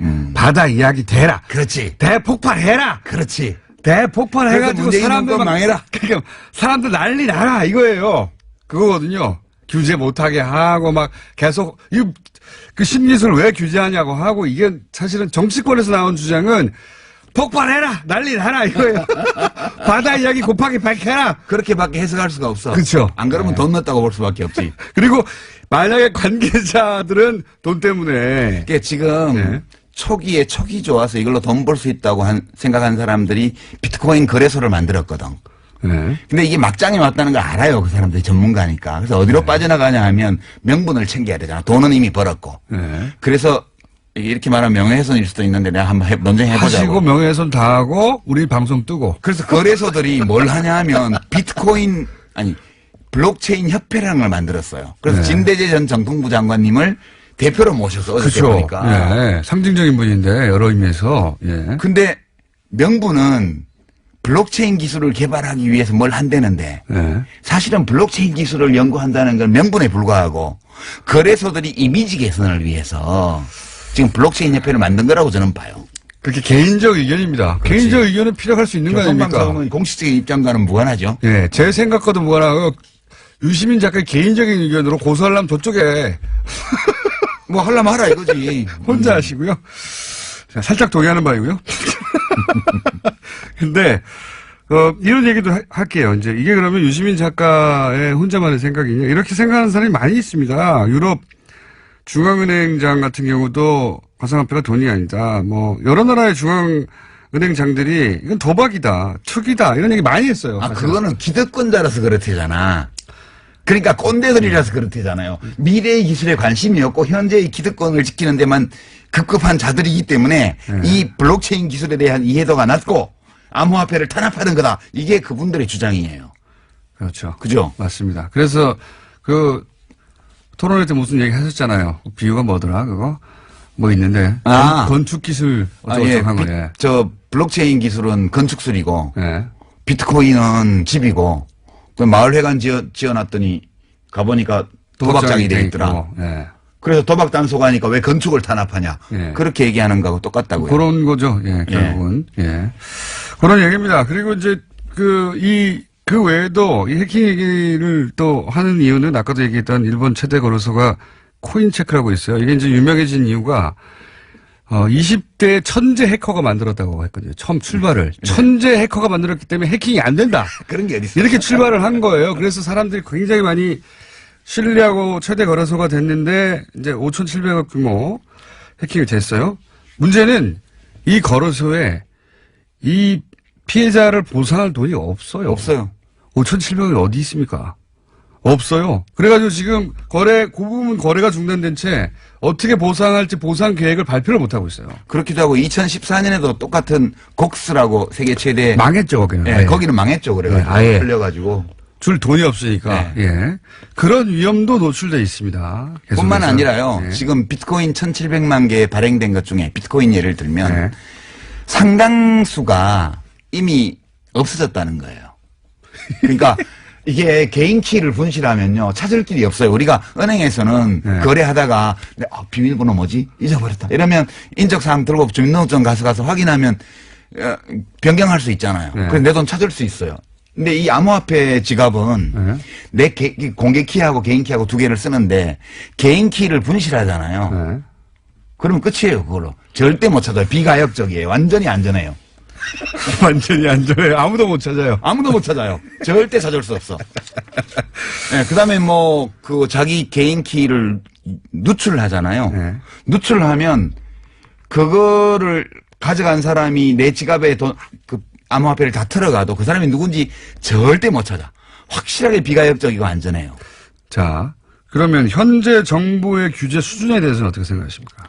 규제 수준은 이제 좀 효과적으로 우선 큰 그물을 쳤어요. 네. 그러니까 가상계좌 발행에 대한 규제를 네. 발급에 대한 규제를 한 거죠. 그렇죠. 그래서 실명 거래로만 할 수 있도록 하고 네. 그리고 벌집 계좌라고 해서 거래소 임원이 자기 법인 계좌 자기 이름으로 그렇죠. 만들어 놓고 그것다가 새끼 DB를 만들어 가지고 막 거래하는 네. 이걸 못하게 일단 막은 거죠. 네. 이러면 일단 그건 막은 거죠. 블록체인과는 무관한 오프 거래의 상당 부분을 막은 거예요. 이거는 일단 투기 열풍을 좀 식히는 데는 이제 대정요법으로 이름 걸고 해야 되니까 이제 바로 효과가 나죠. 큰 손들이 못 움직이는 거죠. 이렇게 되면. 예. 그리고 의심 거래는 얼마 이상짜리는 바로 이제 세무당국에서 들여다보고 예. 금융당국에서 들여다보니까 일단 큰 손들 타짜들이 설치는 거를 막는 효과도 있고요. 예. 그러면 속없이 몰려드는 소액 투자자들이 막 몰려드는 것도 좀 막을 수 있죠. 예. 예. 주춤해지게 되죠, 당연히. 예. 예. 아예 거래소를 이게 법무부의 시각이라는 거는 저는 그럴 수 있다고 봅니다. 이게 하우스잖아. 이렇게 본 하우스죠. 거거든요. 하우스로 본 거거든요, 법무부도. 그러니까 법무부는 당장 폐쇄도 옵션으로 가져야 된다. 이렇게 치고 나온 거예요. 저를 요새 법무부 직원들이 좋아한대요. 법무부 시각은 이 중에 범죄적 요소를 바라본 제 겁니다. 예. 기사가 나가면 밑에 그런 게 있다고 보면 돼요. 이 기사를 법무부 직원들이 좋아합니다. 자, 이렇게 받아들이시면 좋을 것 같아요. 물론 비트코인 투자하신 분도 있고 동의하지 않는 분도 있을 텐데 비트코인과 관련한 긍정적인 뉴스는 넘치고 넘쳐요. 그럼요. 세상에 넘치고 넘치고 투자해서 얼마를 벌었다는 사람도 있고 가격이 얼마다는 얘기 어마어마한 가격이거든요, 지금. 잘 보셔야 돼요. 예. 우리가 좀 인터넷으로 뉴스를 보잖아요. 예. 보면 미국의 새로운 코인 암호화폐를 발행한 그 ICO를 성공적으로 한 어떤 CEO 인터뷰가 쫙 나옵니다. 네. 내용을 이렇게 분석을 해보면 아무 내용도 없어요. 그 코인이 어떤 기술적 기반을 갖고 있는 코인인지에 대한 설명도 없고요. 네. 자기들이 성공적으로 했고 투자에 참여한 사람이 몇 명이고 얼마를 모집했고 이거 쭉 나온 다음에 맨 밑에 보면 거래소 광고가요. 배너가 뱅뱅뱅 반짝반짝합니다. 거기 들어오라고요. 이게 지금 기사의 형태로 나와 있는 광고죠. 광고. 예. 이게 인터넷에는 완전 널려 있거든요. 하우스 광고죠, 그게. 하우스 광고죠. 네. 네. 조심하셔야 돼요. 자, 워낙 긍정적인 뉴스만 넘치고 있다 보니까 이렇게 생각하시면 되겠습니다. 유시민 작가가 우려되는 바를 반대적으로 확 한번 혼자라도 이런 점들이 있다. 이거 봐야 된다. 확 꺾어줄 필요가 있다고 생각하시죠. 제가 혼자 다 하실 수 있을지 모르겠어요, 근데. 디지털을 이해 못하고 하는 그런 60된 꼰대다 이런 말을 듣는 한이 있어도 그건 아니에요. 이 뭐 기술이요. I don't care예요. 이 기술이 생각보다 좋은 기술이나 블록체인 기술이 뭐 너무 어려운 거 아니에요. 그럼 제가 설명을 야동으로 들어서 그렇지 퍼즐하고 그거 사실 이게 문과는 이해 못 해가지고 이게 모르는 소리 한다. 그렇게 어렵지는 않아요. 그렇지 않습니다. 네. 그렇지 않고요. 유시민 작가가 본 본질은 이러하다는 겁니다. 네, 이건 사기에 가깝다. 이건 사기에 터진다. 가까운 게 아니라 사기예요. 네, 저는 사기에 가깝다고 표현할게요, 그냥. 진행자라서 조심스러워졌네. 청수가 언제부터 이렇게 변했나. 교통방송이 사람 많이 버려놨네. 네, 그렇게 생각됩니다, 저도. 저도 계속 먹고 살아야 하고, 여기서. 소송은 본인이 당하시고요. 자, 그 관점 오늘 전해드렸고, 혹시 못 알아듣겠다. 또 필요하다. 브레이크 한번 더 세게 걸어야 되겠다. 그럼 저희가 유시민 작가를 긴급 조달해가지고 예. 납치해서 다시 모시는 것으로. 뭐 누구 같이 나와서 얘기해도 돼요. 저는 누구와도 뭐 모르는 건 모른다 그러고. 본인이 문제가 아니고 다른 사람이 안 나와요. 아, 그래요? 상대방이 유시민 작가가 토론하시죠. 안 나와요. 정말? 섭외가 안 됩니다. 네. 네, 두들 맞을까봐. 네, 섭외가 안 돼가지고. 샌드백은 제가 하는 것으로 하고, 오늘은 1차전으로 하겠습니다. 1차전. 왜냐면 이게 금방 해결될 일은 아닌 것 같거든요. 제가 보기에. 네. 자, 1차전 치르신 유시민 작가였습니다. 감사합니다. 예, 고맙습니다.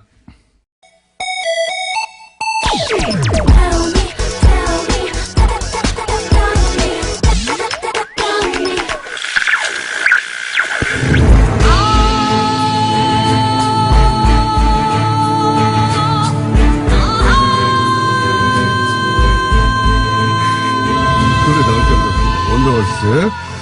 부제로는 머리끄댕이도 등장했다가 최근에는 동시상영. 세 사람이 동시에 얘기하는 삼원중계밭 방송 같다 해가지고. 더불어민주당의 박영선 의원 나오셨습니다. 네, 안녕하십니까. 네, 자유한국당의 나경원 의원 나오셨습니다. 안녕하십니까? 네, 오래간만입니다. 지난주에 제가 개인적으로 모친상을 당해서 네네. 참 나오지 못했고요. 박영선 의원님께는 이 자리를 빌어서 문상에 와주신 것을 감사드립니다. 아이고, 별 말씀을요. 뉴스공장팀은 안 오셨던데. 안 왔더라고요, 문자가.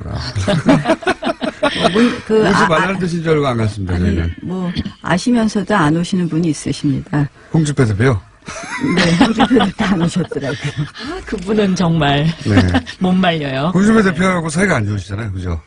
뭐 굳이 방송에서 말씀 더 이상 안 드리겠습니다. 네, 사이가 안 좋으신 걸로 알고 있고요. 뭐 사이가 안 좋은 것이 아니라 우리가 생각이 많이 다른 거죠. 그래서 사이가 안 좋아졌죠. 사이가 안 좋아서 생각이 다르다기보다는. 자, 그렇게 여기까지 하고.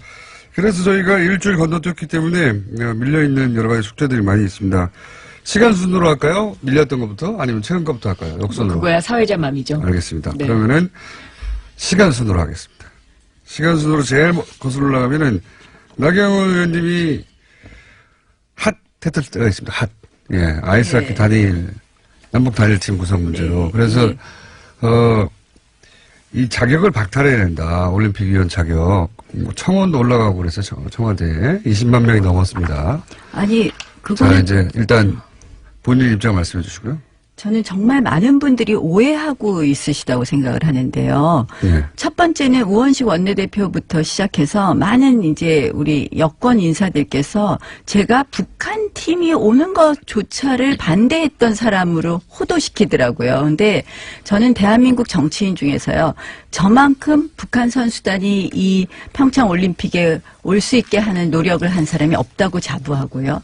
또 정말 오랫동안 평창 올림픽과 패럴림픽의 성공을 위해서 노력한 사람이 없다고 생각합니다. 제가 왜냐하면 국제장애인 올림픽 IPC 집행위원 전 세계의 집행위원은 10명밖에 없습니다.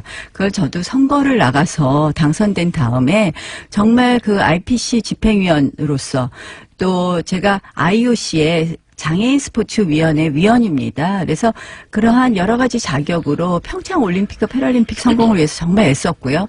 그 가운데 제가 2012년에 런던 패럴림픽에 가서도 북한 선수단 오는 것을 추진했었습니다. 근데 제가 반대한 것은 북한 선수단을 반대한 것이 아니라요. 남북 단일팀을 반대했던 것이고, 남북 단일팀을 왜 반대했느냐. 스포츠의 가장 중요한 것, 올림픽의 가장 중요한 것은 공정입니다. 공정.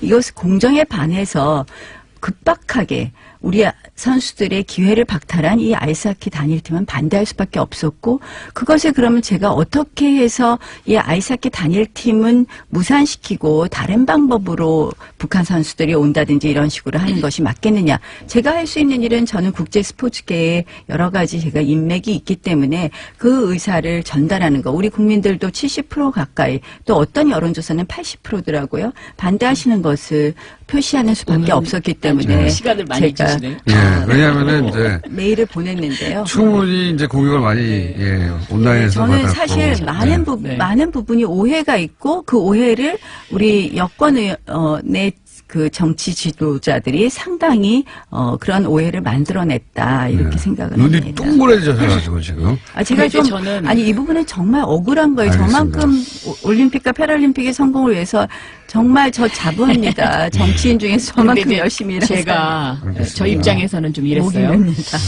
첫째 이제 뭐 왜 그러셨나 굉장히 좀 속상하더라고요.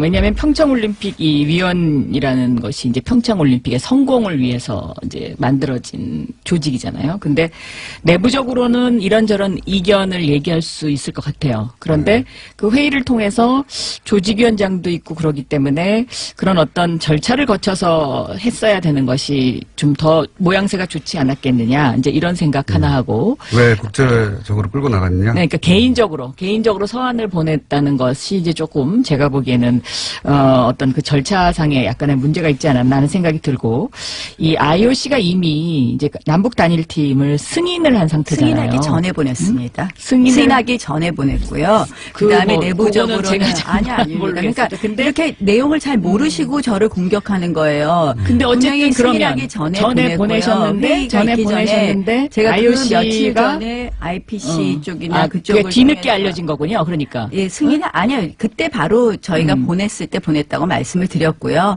승인 최종 회의가 나오기 전에 보냈습니다. 근데 그리고 그러면 우리 IOC 조직위 입장에서 내에서도 저 위원장 편지를 받고 나서도 승인을 했다. 네. 그렇다면 그러니까 이거는 제가 IOC는 보기에는 IOC의 IOC가 이 올림픽의 목적이 궁극적인 목적이 평화에 있다. 저는 그리고 저는 그 여러 가지를 해석할 수 있 올림픽이라는 것이 고대부터 올림픽 기간 동안에는 서로 정쟁을 자제하고 그렇죠. 휴전을 하자라는 이 정신이 아니, 계속 이어지고 있고 그 정신에 반대하는 게 아닙니다. 저는 그다음에 또 하나는 네. 작년 11월 달에 유엔이 이 평창 올림픽 휴전 결의안을 만장일치로 아니 그거 채택을 저도 했거든요. 아니 그러니까 그 휴전을 위한 상징이 뭐냐? 이게 남북 단일팀이다. 이제 아니죠. IOC는 이렇게 이제 해석을 아니죠. 하고 있는 IOC는 것이다라고 저는 생각하고 뭐 우리 있습니다. 정부의 네. 입장을 대변해주고 우리 정부가 이야기를 한 것으로 알고요. 저는 이희범 조직위원장님께도 이 이야기를 말씀을 드리기도 했고요. 저 할 거 다 했습니다. IOC가 승인 결정하기 전에 IOC 회의 이전에 제가 이미 사신을 보냈고요. 그 다음에 저는 이 성공을 위해서는 아이스하키 단일팀이 중요한 것이 아니라 북한 선수단이 많이 오는 거. 제가 보니까 IOC가 생각보다 북한 선수단을 여러 가지 종목에 5가지 이벤트인가요? 허용을 했습니다. 전 그건 잘한 결정이라고 생각을 합니다.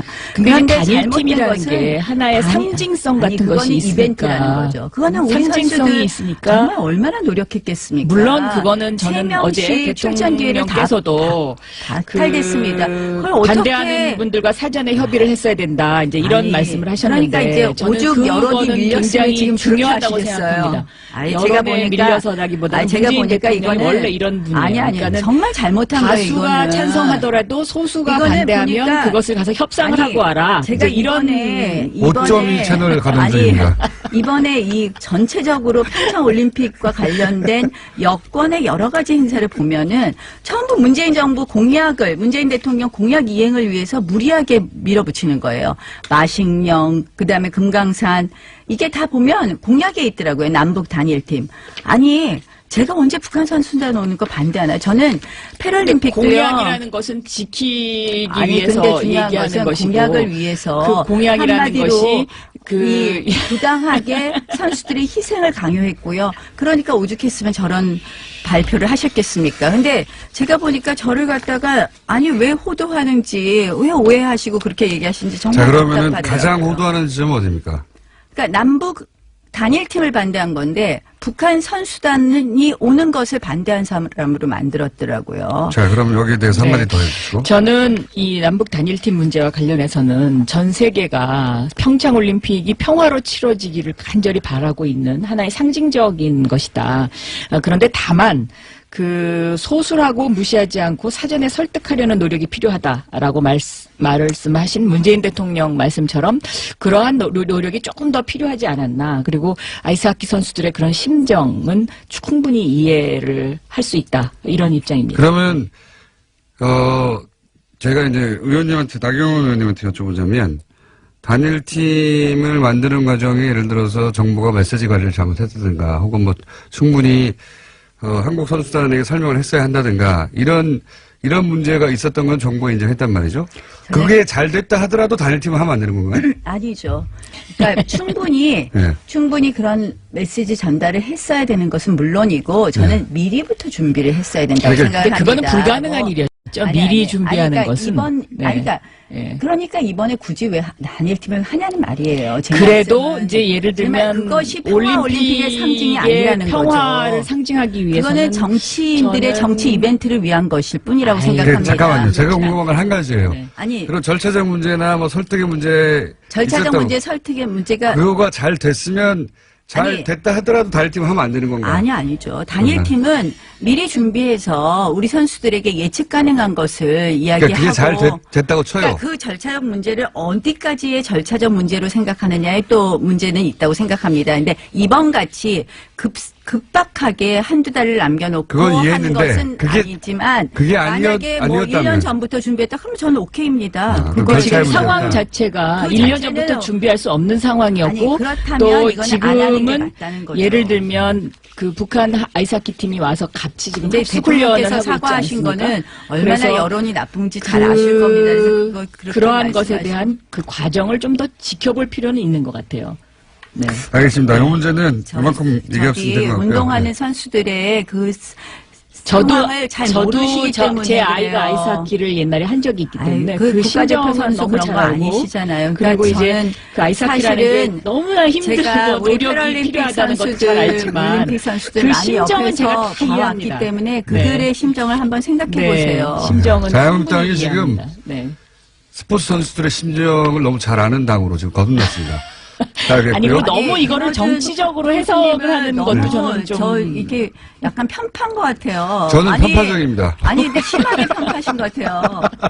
제가요 자, 나름대로 정말 열심히 자, 다음 주제로 자유를 이제 올림픽 넘어가야 될것 위해서 같습니다. 편파적인데 일했습니다. 안 편파적인 것처럼 보이려고 노력하고 있습니다.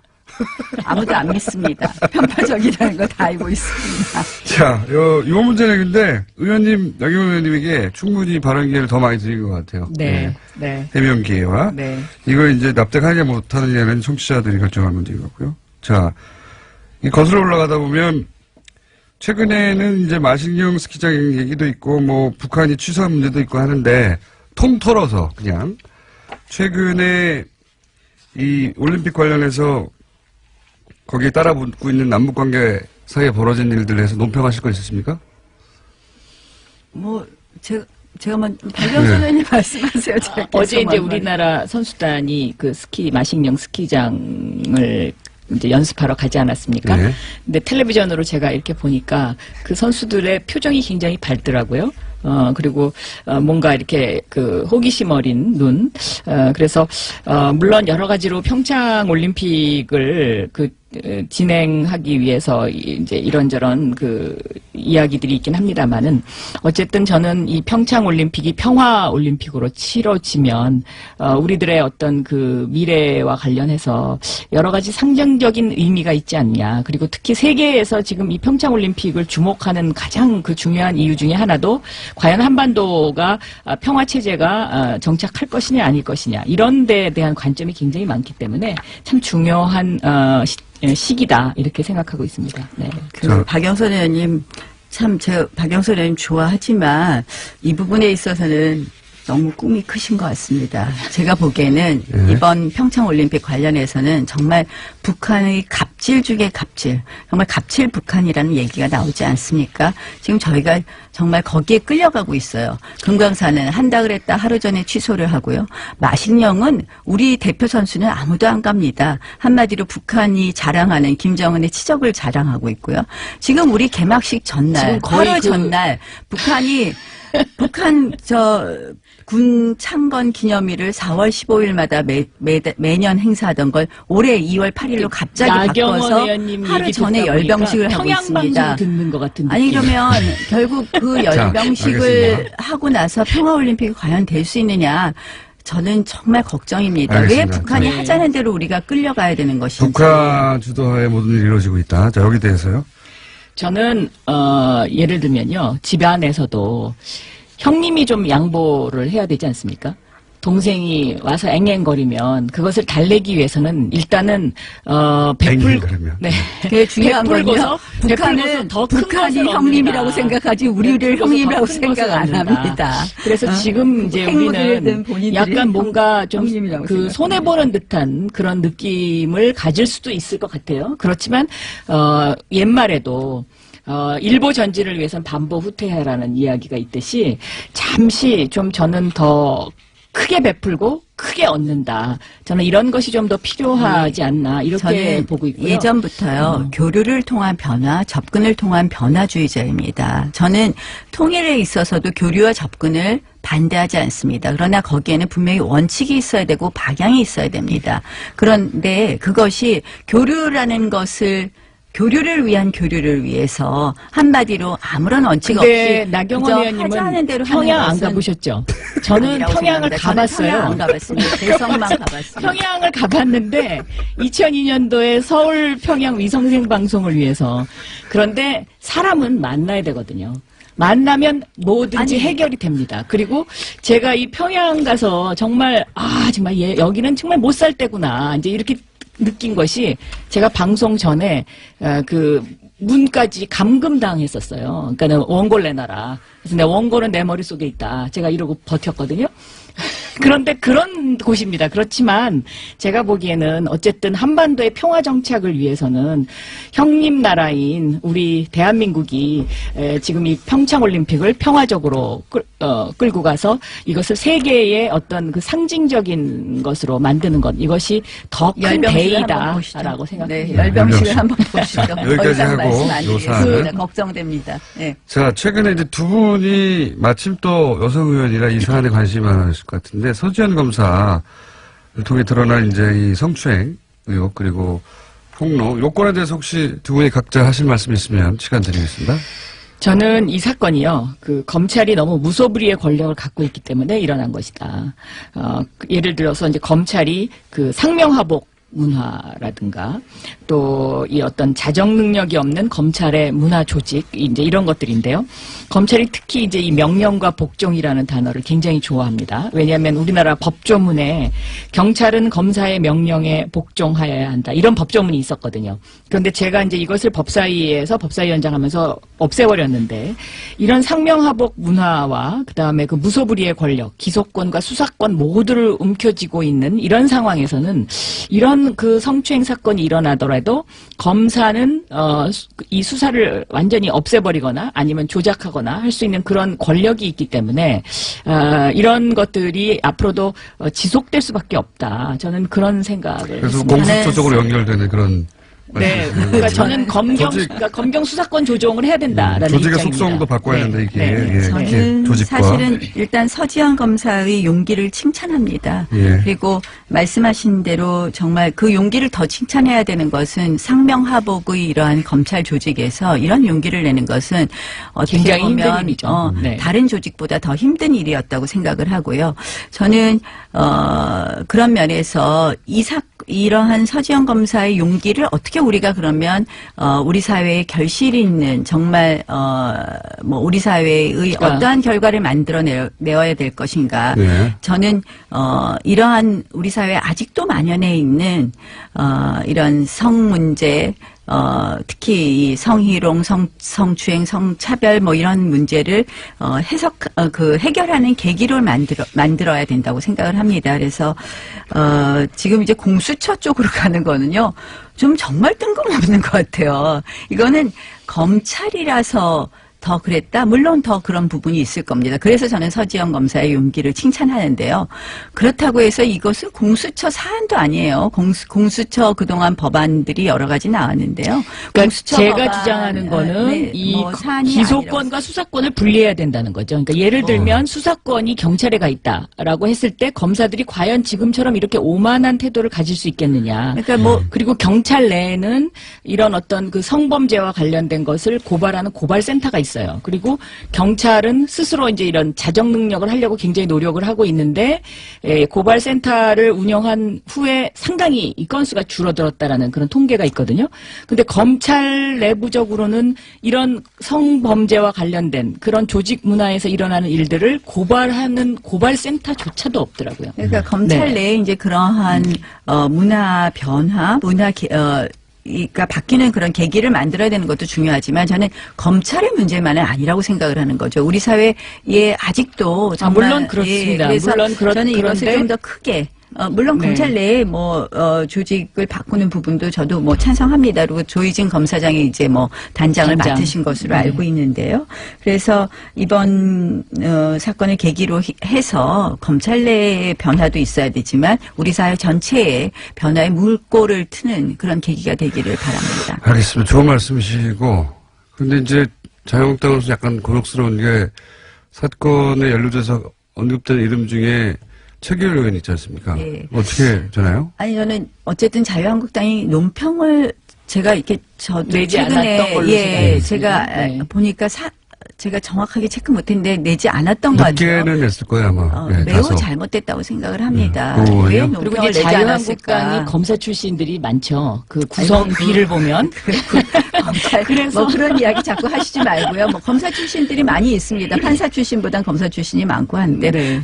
이제 근데 민주당에는 그중에 민변 지금- 출신이 많으신 것처럼 그 중에 이렇게 이제 이 최교일 검사는 제가 알기에는 그래도 비교적 그 선한 검사에 속하는 사람 중에 한 분인데도 저는 이번에 이 대응을 하시는 데 있어서 솔직하게 본인은 말씀하셨다고 생각할 수는 있지만 검찰국장으로서 아마 그 사건을 그 외부에 알리지 않아야 된다는 어떤 그런 강박관념도 상당히 있었을 것이다. 그 당시에는. 그러니까 저도 저는 최규일 그렇게 최규일 생각합니다. 의원님하고 이야기를 아직 못 해봐서 저도 내용을 잘 모르겠지만 이제 이게 보니까 굉장히 오래된 사건이더라고요. 2010년도 사건이죠. 예. 그러니까 네. 이제 한 8년 전 사건이니까. 저는 이 본인이 당시를 정확하게 거짓말을- 기억하고 있습니다. 나경원 박원순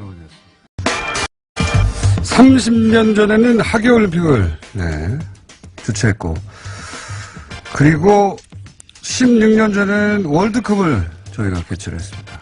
그리고 이번에는 동계올림픽. 세계 3대 스포츠 제전을 모두 개최한 6번째 나라가 다음 주면 됩니다. 그래서 저희가 오늘 모셨습니다. 문체부 도종환 장관님을 직접 모셨습니다. 안녕하십니까? 네, 안녕하세요. 6번인지 아셨습니까? 5번째입니다. 틀렸네, 내가. 세다 보니까 6번째 같은데. 러시아가 되는 거 아닙니까? 또 저희가 예. 5번째라고 얘기할 때는 세계 육상선수권 대회 같이 큰 대회까지를 포함해서 예. 이런 빅 이벤트를 다 치른 나라는 5나라밖에 없다. 이게 저희의 그래요? 늘 주장입니다. 그럼 6번째, 5번째인지 팩트체크를 이미 다 하셨다는 거죠? 네. 그럼 제가 틀린 걸로 하겠습니다. 모르실 줄 알았는데. 장관님은 이제, 다른 얘기 하기 전에, 국회의원 비례하실 때, 네. 예, 재선도 안 나간다고 하셨잖아요. 예. 근데 무려 장관식이나 계속 하시고. 욕심쟁이 아닙니까? 네, 그렇게 말씀하셔도 할 수 없고요. 제 앞에 어떤 운명이 기다리고 있을지 저는 잘 모르겠다라는 말씀을 드린 적이 있는데, 자꾸 사회적 역할 같은 것들이 저에게 이제 주어져서 할수 저로서는 이제 굉장히 큰 부담을 안고 이런 일들을 하고 있습니다. 재선 국회의원도 할 수 없이 하시는 네. 거고요. 장관도 할 수 없이. 네. 나는 하기 싫은데 시대가 나를 원하니까 할 수 없이. 예. 욕심쟁이. 네. 자, 요 얘기는 여기까지만 하고 마음고생을 좀 하셨죠.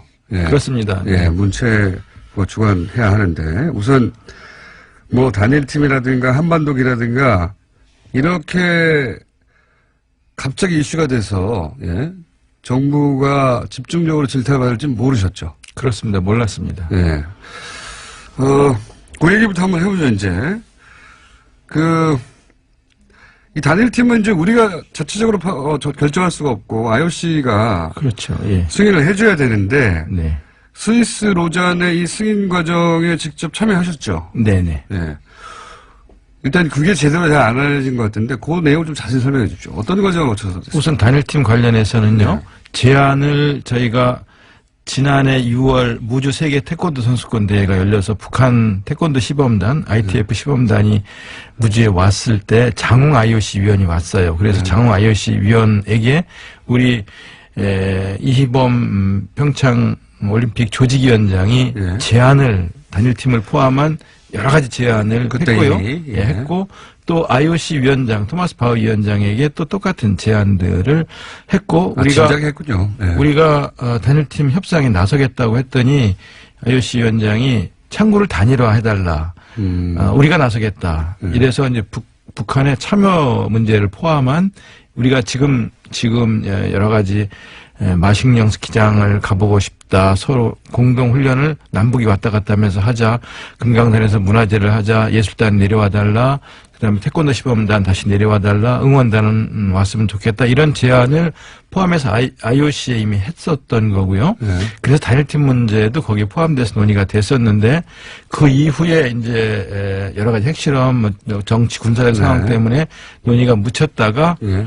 1월 1일 날 그렇죠. 거기도 김정은 기획해서. 위원장이 이제 평창 올림픽에 참여하겠다라고 말을 눈물을 하면서 이 문제가 다시 논의가 되면서 9일 날 고위급 회담에서 남북이 같이 단일팀을 한번 만들어 보면 어떻겠냐라는 논의를 시작한 거죠. 예. 최종 결정은 20일 날 예. IOC에서 했는데요. 남북은 그렇게 합의했지만 이제 그 결정을 IOC에서 해줘야 되니까. 그렇죠.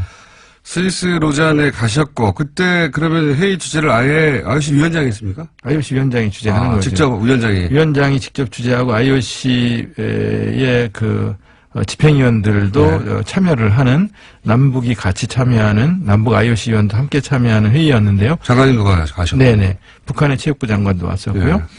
그런데 이제 9일날 그 남북 고위급 회담에서 이 문제가 공식 거론이 된 이후에 네. 10일날 선수들이 전지 훈련을 미국에서 마치고 돌아왔어요. 네. 이때 아이스하키 선수들이. 여자 아이스하키 선수들이 이때 9일날 이 문제가 거론되자 바로 왜 선수들한테 안 물어보고 니들이 결정하느냐라는 네. 얘기가 나왔고요. 왜 우리 언론을 선수들- 통해서 예, 우리 바로 선수를 왜 희생시키느냐. 네. 그 다음에 단일팀을 갑자기 만들면 팀워크가 제대로 만들어지겠느냐. 그렇죠. 이런 문제 제기들이 폭발적으로 터져나왔어요. 터져나왔죠. 충분히 제기할 수 있는 문제들이라고 생각하고 타당성이 있는 문제 제기라고 생각하고요. 그 점에 대해서 충분히 답변을 못 드린 거에 대해서 죄송하게 생각을 정부가 하고요. 준비가 안 됐었죠 그때. 네, 그렇습니다. 정부가 단일팀 역대 단일팀은 항상 환영받는 이슈였지. 네. 단일팀의 문제를 이거 공정하다 공정하지 않다는 프레임으로 네. 공격을 정부를 향해 한 적이 한 번도 없었어요. 네네. 네, 그러다 보니까 정부가 이걸 어떻게 대응해야 되는지 초기에는 네. 당황한 게 보이더라고요. 그죠? 네네. 그래서 10일날 선수들이 들어온 뒤에 예. 바로 제가 직접 한국 아이스하키 협회, 우리나라 아이스하키 협회장과 전무이사 등 임원들을 만났고요. 그래서 이 문제에 대해 상의를 했고요. 그 다음에 세란 모레이 감독이 돌아온 11일 날 아이스하키 감독. 우리 차관과 체육국장이 직접 진천에 내려가서 선수들과 감독을 만나서 설명을 했고 이해를 구했고요. 그 뒤에 다시 그 다음날은 대통령이 직접 선수촌에 내려가셨고요. 그리고 대통령이 내려가셔서 이해를 구했고 그 다음에 선수들이 저를 보자고 하더라고요. 그래서 선수들이 이야기하자고 그래서 제가 또 선수들과 감독과 협회장, 함께 대통령 장관 다 선수들과 다. 선수들이 직접 만나자고 해서 선수들과 1시간 넘게 선수들과 이야기를 나눴어요. 선수들이 가장 우려하는 문제 또 도와줬으면 하는 문제들을 갖고 이야기를 나눴는데요. 선수들은 우리 피해가 있으면 안 된다. 피해가 있는 거 아니냐라는 문제를 포함해서 개인적으로는 당연히 그 문제를 갖고 공부하죠. 그다음에 만약에 그럼 단일팀이 된다면 국가가 우리한테 해줄 수 있는 게 뭐냐. 당신들이 우리한테 해줄 수 있는 게 뭔데요? 라고 물어요. 개인적으로 일정 부분 희생하는 게 있으니. 예. 우리한테 해줄 게 있어야 될 거 아니냐. 해줄 수 있는 게 뭐냐. 그래서 요구사항이 뭐냐. 제일 어려운 점이 뭐냐. 선수들은 정말 직접적이네요. 네. 그랬더니 우선 안정적으로 운동할 수 있는 환경, 즉 실업팀이 만들어졌으면 좋겠다. 직장이 있으면서 운동을 할 수 있는. 바라겠죠. 네. 이런 환경을 만들어주는 게 첫 번째 요구다. 가능하겠냐. 그래서 알아보겠다라고 하면서 직접 알아봤고요. 몇 군데에서 하겠다는 기업들이 있었고요. 두 번째, 고1 학생이 3명 있어요. 고2가 또 3명 있어요. 이 학생들이 질문을 하면서 우리는 대학에 가려면 운동을 접어야 됩니다. 없으니까. 체육 특기자를 받아주는 대학이 없습니다. 남자는 5개 대학이 있는데 여자 아이스하키 선수들은 없습니다. 우리도 체육특기생으로 받아주는 대학이 있으면 좋겠습니다. 해결이 가능할까요? 그래서 지금 당장 답변은 못하지만 이거는 대학과 논의를 해야 되니까 대학과 논의를 하겠다. 이렇게 답변을 했고요. 실제로 가능한 대학들 알아보고 있거든요. 그러니까 이 두 가지 문제가 제일 우선 선수들의 요구사항이었어요. 그래서 이 두 문제를 해결해 주려고 하는 과정에 마침 수원시청에서 실업팀을 창단하겠다고 했어요. 왜 그러냐면 수원시청은 2016년부터 2020년까지 480억을 들여서 아이스링크를 짓고 있는 중이에요. 마침 아이스링크를 짓고 있는 중인데 이런 상황이라면 우리가 창단하겠다. 창단비 25억 정도 들어가는데 그럼 우리가 창단하겠다. 대신 창단하면 문체부에서도 좀 지원을 해주고 도와줄 수 있겠냐. 그래서 그건 가능하다. 거기까지 알겠습니다. 예. 선수들이 또 하나 요구하는 게 있는데요. 협회에서도 요구하는 게 지속적인 지원이 제일 중요하다. 그래서 2022년 평창 동계올림픽에는 우리 재력으로 8강에 진출하고 싶다. 그때까지 계속 지원해 줄 수 있겠냐. 지원해 줄 수 있다. 이게 선수들이 원하는 거였고요. 그런 논의가 1월 10일, 11일, 12일, 1월 9일 처음 문제 제기된 이후에 계속 선수들과 협회가 논의됐던 거예요. 제대로. 예.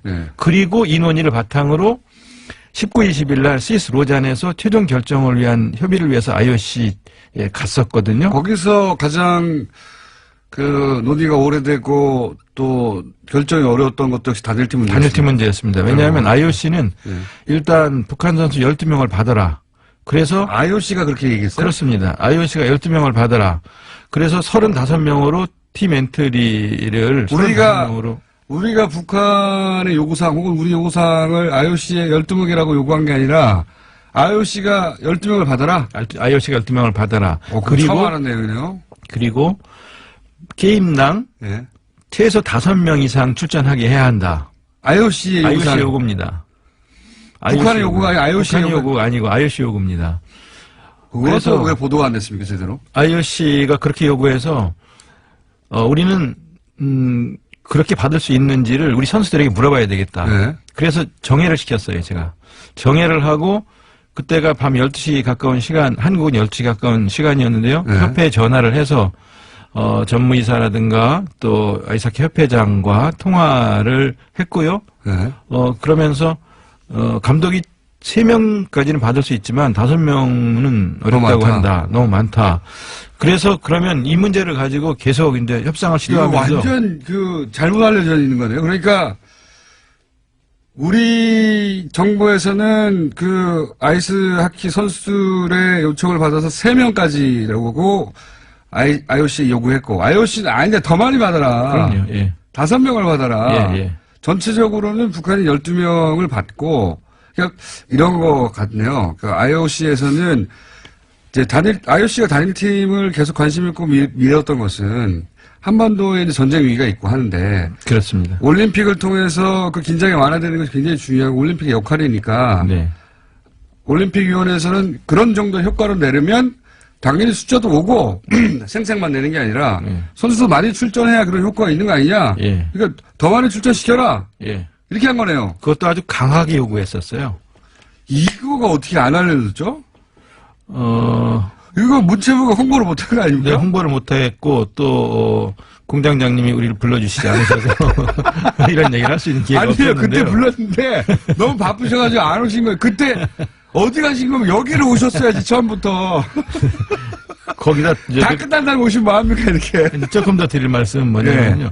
그렇게 강력하게 요구를 하는 바람에 정회를 해놓고 아 이거 완전히 예상 논의를 하다가 우리가 5명 요구했는데 IOC가 3명으로 줄여라 이게 아니네요. 아닙니다. 거기다가 워낙 IOC에서 세게 요구를 하기 때문에 정회를 하고 우리 선수 입장을 물어보았고 논의를 계속하고 문자를 주고받으면서 우리 아이스하키 협회에서는요 잠을 안 자고 새벽까지 계속 우리와 논의를 해가면서 기다리고 문자를 주고받으면서 했었고요. 연맹 이런 데서도 뭐 발언권 있지 않습니까? 국제 아이스하키 연맹에서는 어떻게 요구를 했냐면은요. 국제 아이스하키 연맹 르네 파젤 회장이 선수를 희생시키기 어려운 국내 사정이 있다면 북한 선수 5명을 더 포함해서 27명의 게임 엔트리를 주겠다는 것이 IIHF 국제 아이스하키 연맹의 공식 결정이다. 와, 다른 나라는 22명이 뛰고 우리는 27명이 뛰게 해주겠다. 예. 그게 가능하냐? 일본이나 스웨덴이나 스위스가 그게 동의하겠냐? 하겠냐? 그랬더니 다 동의 받았다. 이런. 그렇게까지 제안하면서 북한 선수가 최소 5명 이상은 게임마다 참여를 해야 한다는 게. 보수 정당 용모가 되는 겁니다, 그러면. 보수 매치하고. 결국은 국제사회, IOC, 혹은 IIHF. 아이스하키 협회에서는 당연히 그 정도 의미가 있는데 왜 반대하냐고. 네. 하는데, 요 불공정 프레임에 딱 갇혀가지고 언론도 안 도와준 거네요. 예. 이런 망할. 네. 진짜 나쁘네요. 저희는 27명이 뛰게 해주겠다는 IIHF의 요구를 고민을 하다가 이것도 받지 않겠다고 그랬어요. 왜냐하면 일본하고 경기를 해서 우리는 27명이 뛰고 일본은 22명이 뛰어서 우리가 이겼을 경우에 일본 네티즌들이 가만히 있지 않을 거 아니겠습니까? 일본 국민들 입장에서는 또 왜 저게 특혜를 주느냐 할 수 있죠. 비겁하다고 할 테고 지면은 더 창피하고 차라리 깨끗하게 이기든 지든 깨끗하게 22명이 뛰는 것이 낫겠다고 제가 생각을 해서 이건 안 받겠다. 선수들 피해가 있는 게 아니고 거꾸로네요. 네. 국제사회 IOC 이게 제대로 안 알려졌다는 게 이건 진짜 언론 직무유기입니다. 그리고 문체부에서 당장 뉴스공장에 나왔어야 하는데 판단 착오예요. 네. 그 얘기를 왜 이제 이게 알려집니까 이게. 이거 말도 안 해요. 정말. 내막이 그랬군요. 저는 거꾸로 생각하고 있었어요. 그러다 보니까 우리가 막 강하게 요구하는데 IOC나 국제 아이스하키 연맹에서 그렇게까지는 어떻게 해줘 이러지 않았을까? 막연히 추측했는데 정반대였고요. 정반대였네요. 최소 5명 이상을 출전시키자는 요구와 우리 감독이 3명 정도까지는 받을 수 있지만 그 이상 안 된다고 하는 사이에서 이게 계속 정해를 거듭하니까 중재안이 나온 게 4명이었어요. 4명으로 그럼 하자라는 중재안이 나왔는데 전 그것도 안 된다고 그랬어요. 단일팀 못하는 한이 있어도 우리 의견을 지켜줘야 된다. 우리 선수와 감독들의 입장을 지켜주지 않으면 단일팀 못한다고 제가 버텼어요. 그래서 나중에 결국은 저희 안을 받아들이면서 최종 결정이 된 거죠. 이게 이렇게 된 거구나. 이 내막이 이렇게 안 알려졌다는 거는 말도 안 되는 겁니다. 네. 문체부 바보! 그리고 언론도 정말 나쁘네요. 이 스토리는 그 자체로 사람들한테 감동적인 면이 있어요. 국제사회가 한반도에서 평화를 위해서 이렇게 노력해준다. 이게 안 알려주고 그냥 선수들 시간 뺏어가지고 이게 불공정하지도 않은 이 포탈의 댓글 부대 진짜 잡아야 되겠어요. 선수들이 희생되는 걸 어떻게 할 거냐라는 문제 제기에 관련해서 이제 북한 선수 3명이 들어오면 우리 선수 3명이 완전 제외되는 게 아니냐라는 그 견해가 있지 않습니까? 근데 완전 제외된다든가 하는 것은 이제 저희도 이건 안 된다고 생각을 하고 선수 선발은 전적으로 감독에게 맡긴다는 것이 IOC의 결정 중에 또 하나예요. 근데 5번 경기를 하는데 4번을 뛰게 되는 경우가 생기거나 30분을 뛸 선수가 25분을 뛰거나 20분을 뛰는 경우는 있을 수 있어요. 그렇지만 완전 배제라는 것은 고려하지 않고 있는데 일반적으로 북한 선수 3명이 들어오면 우리 선수 3명이 경기를 아예 못 뛰는 거 아니냐라고 생각하는 거죠. 그렇지는 않습니다. 그렇게 또 퍼뜨린 거예요. 그러니까 저는 그 출전 시간 자체가 기본적으로 오늘 나오신다길래 제가 이제 그 이슈도 잠깐 했는데 출전 시간이 사회물이 아니거든요. 올림픽에서는. 네. 그거 다 대회 전체도 세금으로 쓰이는 거고요. 유치도 그 대한민국의 공공의 자산이 엄청나게 대통령부터 들어간 거고요. 그 행사 올림픽 전체가 무슨 개인의 경영만 하는 그런 이벤트가 아니에요. 그러니까 올림픽의 정신이 평화 아닙니까? 그게 탄생한 거 아니에요? 그렇죠. 네. 더군다나 그 올림픽의 정신에 가장 부합되는 이벤트니까 또 IOC가 이렇게까지 나선 거 아닙니까? 그렇습니다. 네. 예. 그러니까 이 행사는 사실은 그 목적에 부합하는 정확한 이벤트가 나타났기 때문에 그 시간은 개인의 시간이 아니라 공공재가 되는 겁니다. 일정 정도. 그렇죠. 네네.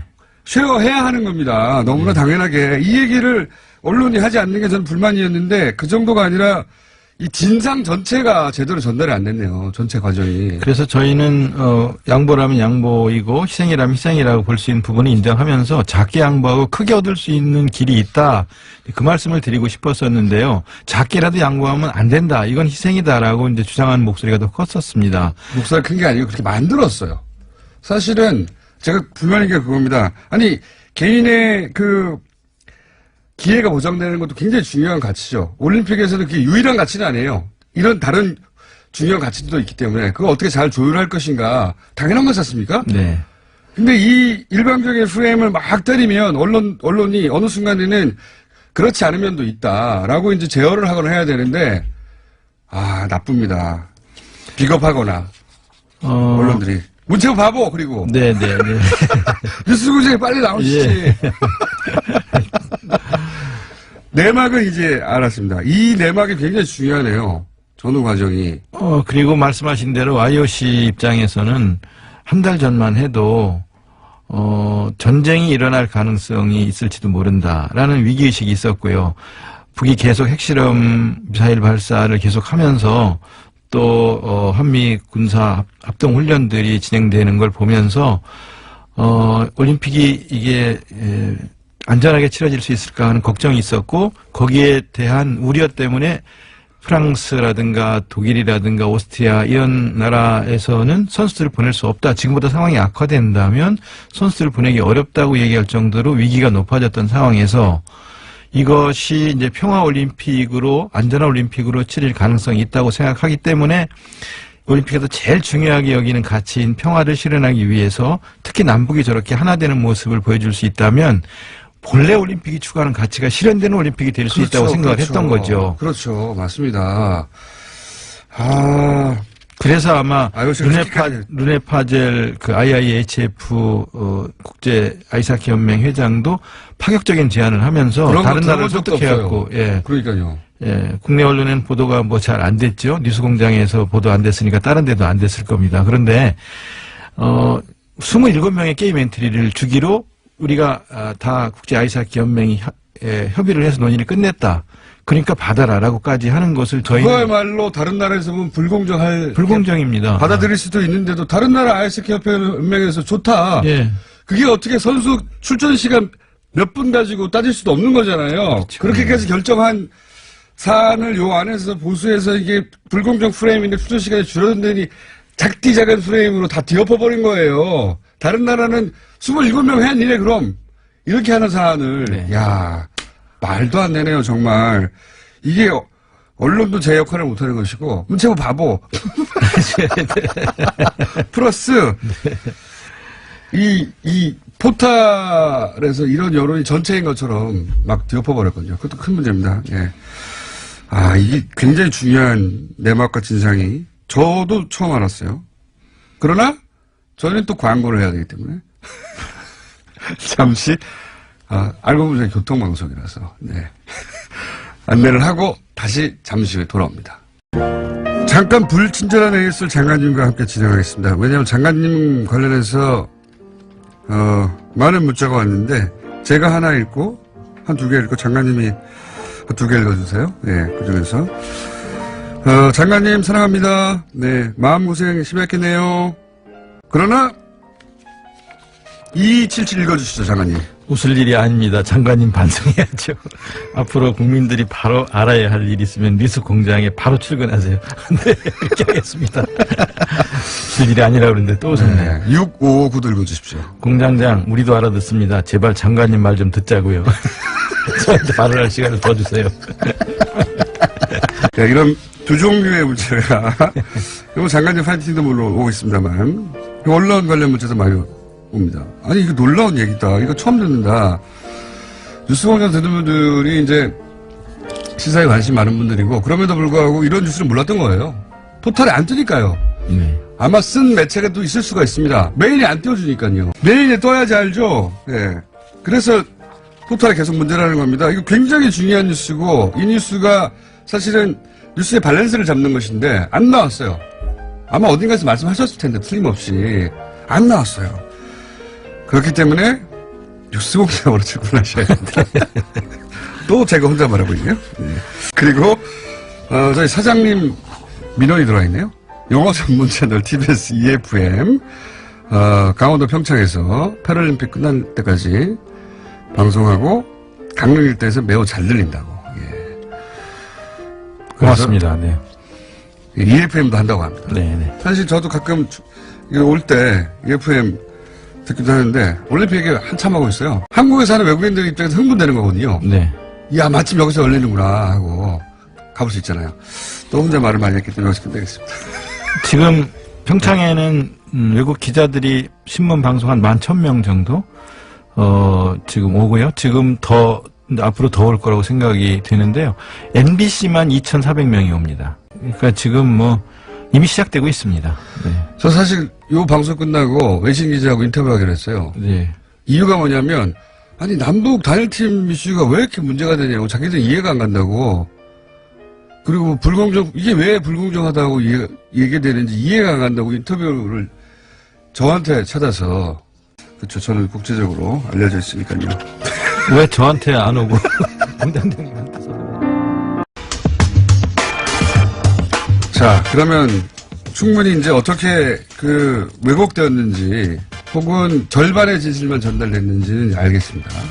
내막을 알고 보니 IOC가 훨씬 더 국제 아이스 협회 연맹이 사실 그동안 그러니까 공정한 기회 그걸 넘어서는 가치가 여기 나온 거군요. 전 세계의 평화, 네. 전쟁이 막아지는 올림픽 정신에 가장 부합하는. 그러니까 선수가 몇 명 더 늘어난다는 중요하지 않다.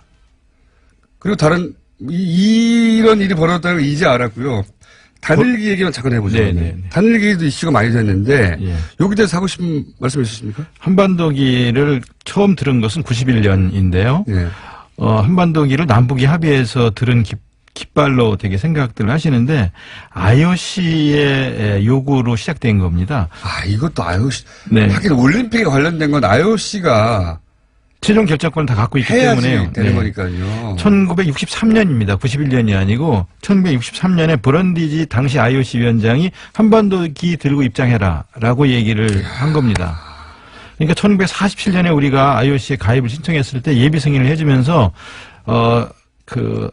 남북은 당연히 한 나라인데 사무소는 서울에 두고 네. 그리고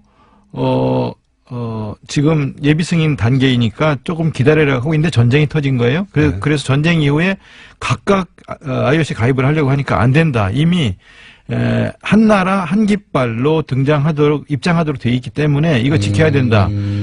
남쪽이 태극기 들고 오려고 하고 북쪽이 인공기 들고 들어오려고 하니까 안 된다고 하면서 그때 1963년에 당시 IOC 위원장이 한반도기를 제안한 겁니다. 한반도기가 그렇게 탄생한 거군요. 네네네. 그리고 91년에 처음 들기 시작해서 9번 동안 그동안 9번 한반도기를 들고 입장했던 것이고요. 이 한반도기가 입장을 한다고 하니까 그러면 태극기는이라는 문제 제기를 하셨어요. 그런데 IOC하고 개막식 행사에 관해서 이미 협약해 놓은 그 프로그램에는 개막식이 시작하면 대형 태극기를 8명이 들고 들어와서 운동장을 그 대형 태극기가 돌고 그 대형 태극기가 개항될 때 40명의 어린이 합창단이 애국가를 부릅니다. 그러면 관중들 중에 우리나라 사람들은 당연히 일어나서 같이 애국가를 합창을 하게 되어 있고요.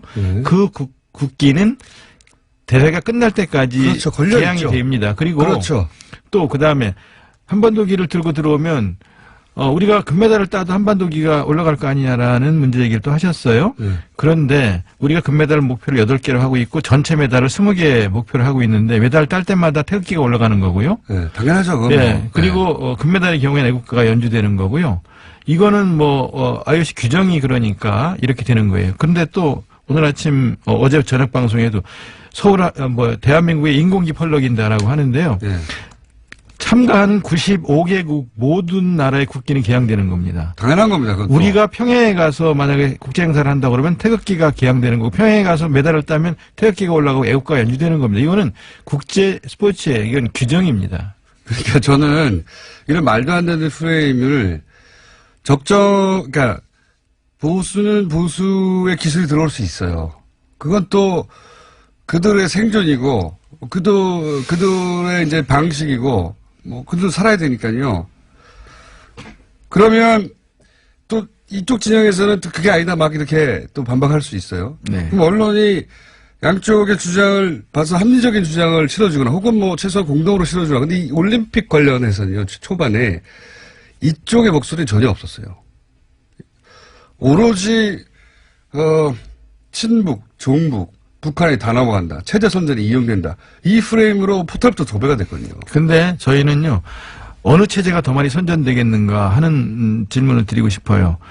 북한에서 응원단이 내려온다, 뭐 공연단이 내려온다. 그러면 체제 선전에 이용할 거 아니냐? 이제 개막식을 한번 보시기 바라는데요. 개막식에서 저희가 준비한 내용들을 보시면 이게 전 세계 수십억 인구에게 생중계되는 개막식이 네. 아니겠습니까?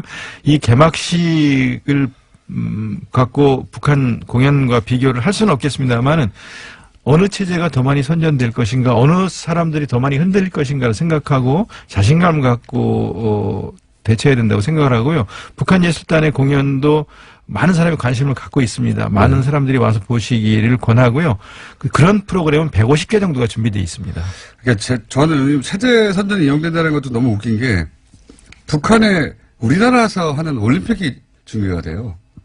자기들 한 번도 개최해보지 않은 올림픽이 통으로 그쪽에 남한에서 열린다는 게 전달이 됩니다. 이거보다 큰 체제 선전이 어디 있어요. 저기는 공연단이 오는 것이고 우리는 올림픽이 통째로 남한에서 한다는 건데 체제 선전의 프레임도 정말 유치합니다. 유치한데 이게 본질이 전달이 안 되고 있다. 언론을 통해서. 그런 얘기 꼭 하고 싶은데 안 나오셔가지고 또 이게 하나 있습니다.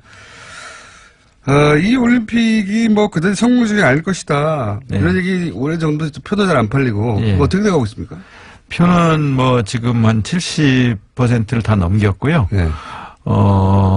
지금 직전 달에 주로 많이 팔리는 건데요. 지금 나머지 기간 동안에 충분히 목표했던 90% 이상을 팔게 될 거라고 지금 올림픽 전망하고 성공하지 못하라고 막 뭐랄까 저주에 가까운 네, 얘기도 표가 안 많았잖아요. 팔린다, 붕업이 안 된다. 그 다음에 이제 세 번째 주장했던 것이 적자 올림픽일 것이다라고 이야기를 하고 안전한 올림픽이 안 될 것이다라고 했어요. 올림픽이 열리는 기간 동안 북이 계속 뭐 포격을 하거나 뭐 무슨 장사정통을 도발을 할 쏘거나 것이다. 도발을 하거나 이러면 진짜 어렵죠. 그런데 그것이 지금 해결이 된 상태 아니겠습니까? 네. 그러면서 그다음에 문제됐던 적자 3천억 정도 적자다라고 하는 것들도 그동안 다 해결을 해서 소폭의 흑자를 낸 올림픽으로 치를 것으로 지금 다 계획을 해놨고요. 흑자. 예, 흑자 올림픽이 될 것이고요. 안전한 올림픽이 되고 흥행에도 성공하고 저희가 바라는 것은 우리의 발전된 ICT 기술, 이번에 처음으로 이제 공개되는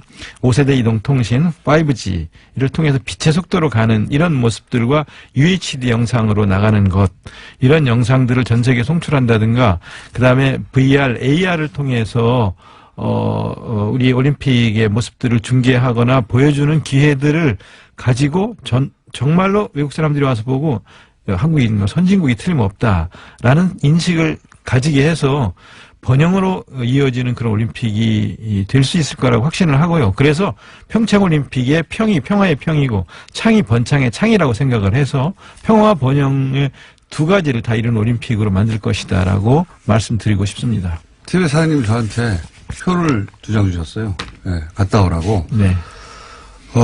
이걸로 아마 하와이를 떼우려고 하시는 것 같긴 한데.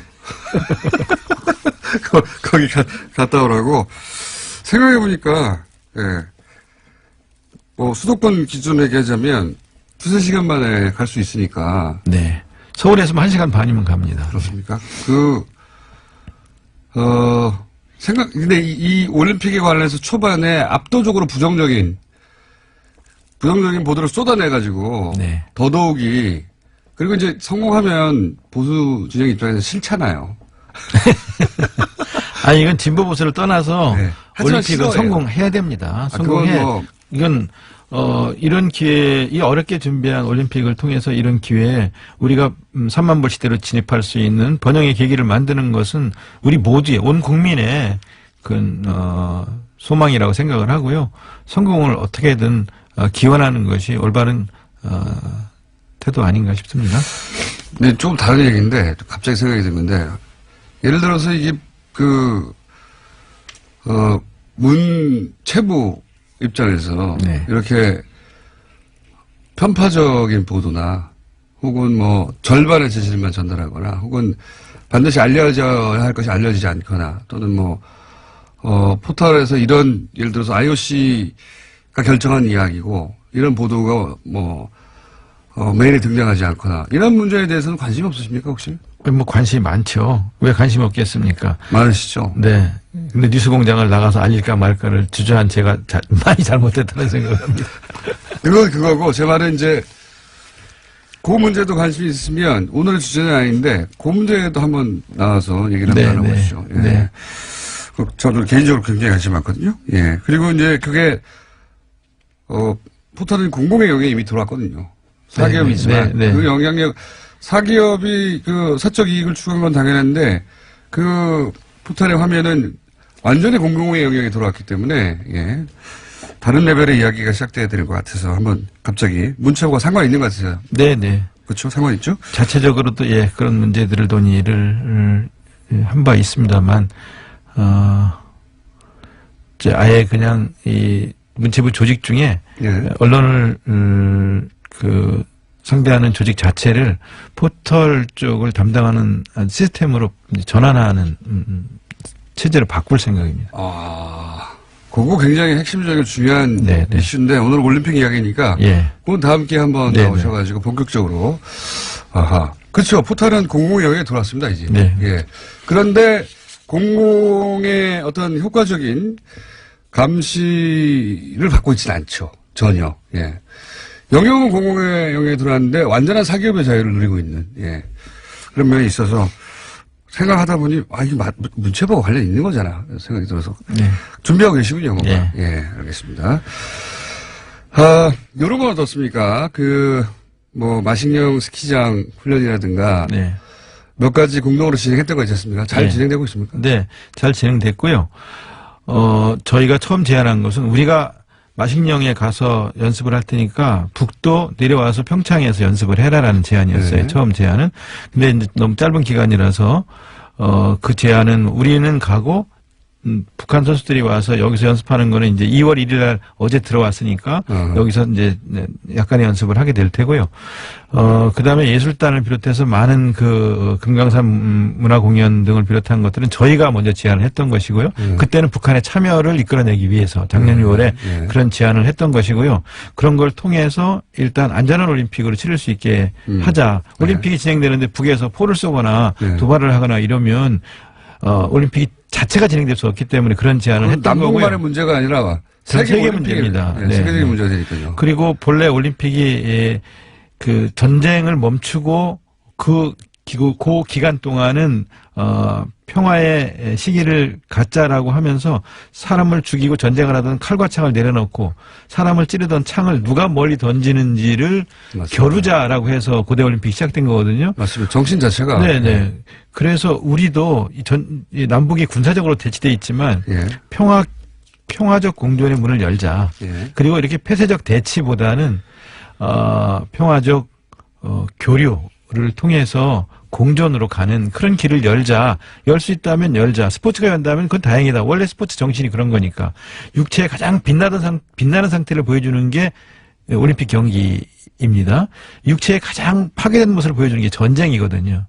그러니까 이렇게 가장 참혹한 상태에서 벗어나서 육체의 가장 빛난 최고의 상태를 보여주는 모습으로 전환하자. 이런 제안이 올림픽 정신이기 때문에 이걸 실현하자. 그래서 특히 한국에서 군사적으로 대치되어 있는 이 한국에서 이런 걸 보여준다면 얼마나 좋겠는가. 그거를 실현해보자. 이 가치지향적인 제안을 올림픽 IOC도 하고 저희도 하고 특히 저희는 더 절박하게 이런 요구를 했던 것이고요. 그 과정에서 완전히 이건 북한을 위한 올림픽 아니냐, 평양 올림픽 아니냐라고 말씀하시지만 올림픽 전체가 진행되면 확언하건대 전 세계인들은 평양이 아니라 평창을 기억할 겁니다. 당연히 그렇게 생각되고요. 그리고 말씀하시는 와중에 갑자기 중간중간 본래 직업은 시인의 모습이 중간중간 육체에 빛나는 모습. 이런 얘기 안 합니다. 공무원들은.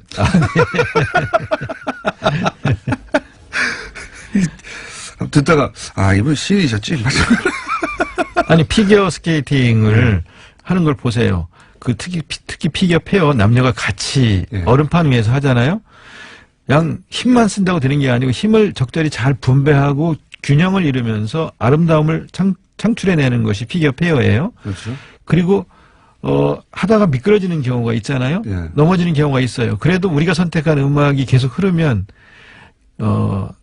음악이 끝나지 않으면 아름다움으로 다시 돌아가고 다시 일어나기 위해서 또 노력하고 다시 아름다움을 만들어내야 하는 것이 피겨 페어거든요. 우리 삶의 곳곳도 빙판이지만 우리가 선택한 음악이 끝나지 않으면 다시 일어나야 하는 것이 이 피겨다라는 걸 보여주는 야. 그런 것들을 우리가 접할 수 있는 게 올림픽 아닙니까? 시인 맞습니다. 장관님, 도정환 장관님은 20, 30대는 모르실 수도 있는데요. 예. 과거에 엄청 날리신 시인입니다. 요즘은 시집이 안 팔리고 있을지 모르겠는데 그때 엄청나게 화제가 된 시인이셨고 중간중간에 공무원의 신분을 잃고 갑자기 시인으로 돌아가가지고 그래서 많은 분들이 직접 오셔서 현장에서 일생에 한 번 있을까 말까 올림픽을 직접 보는 그런 경험들을 가지시면 참 고맙겠습니다. 이게 TV를 보셔도 좋지만 TV를 보시는 것과 현장에 와서 보시는 것의 차이는 방 안에 앉아서 통제를 먹는 것과 직접 바닷가에 가서 회를 먹는 것의 차이 정도라고 생각을 하고요. 직접 오셔서 구경을 하시면서 감동적인 장면들을 만나시기를 권합니다.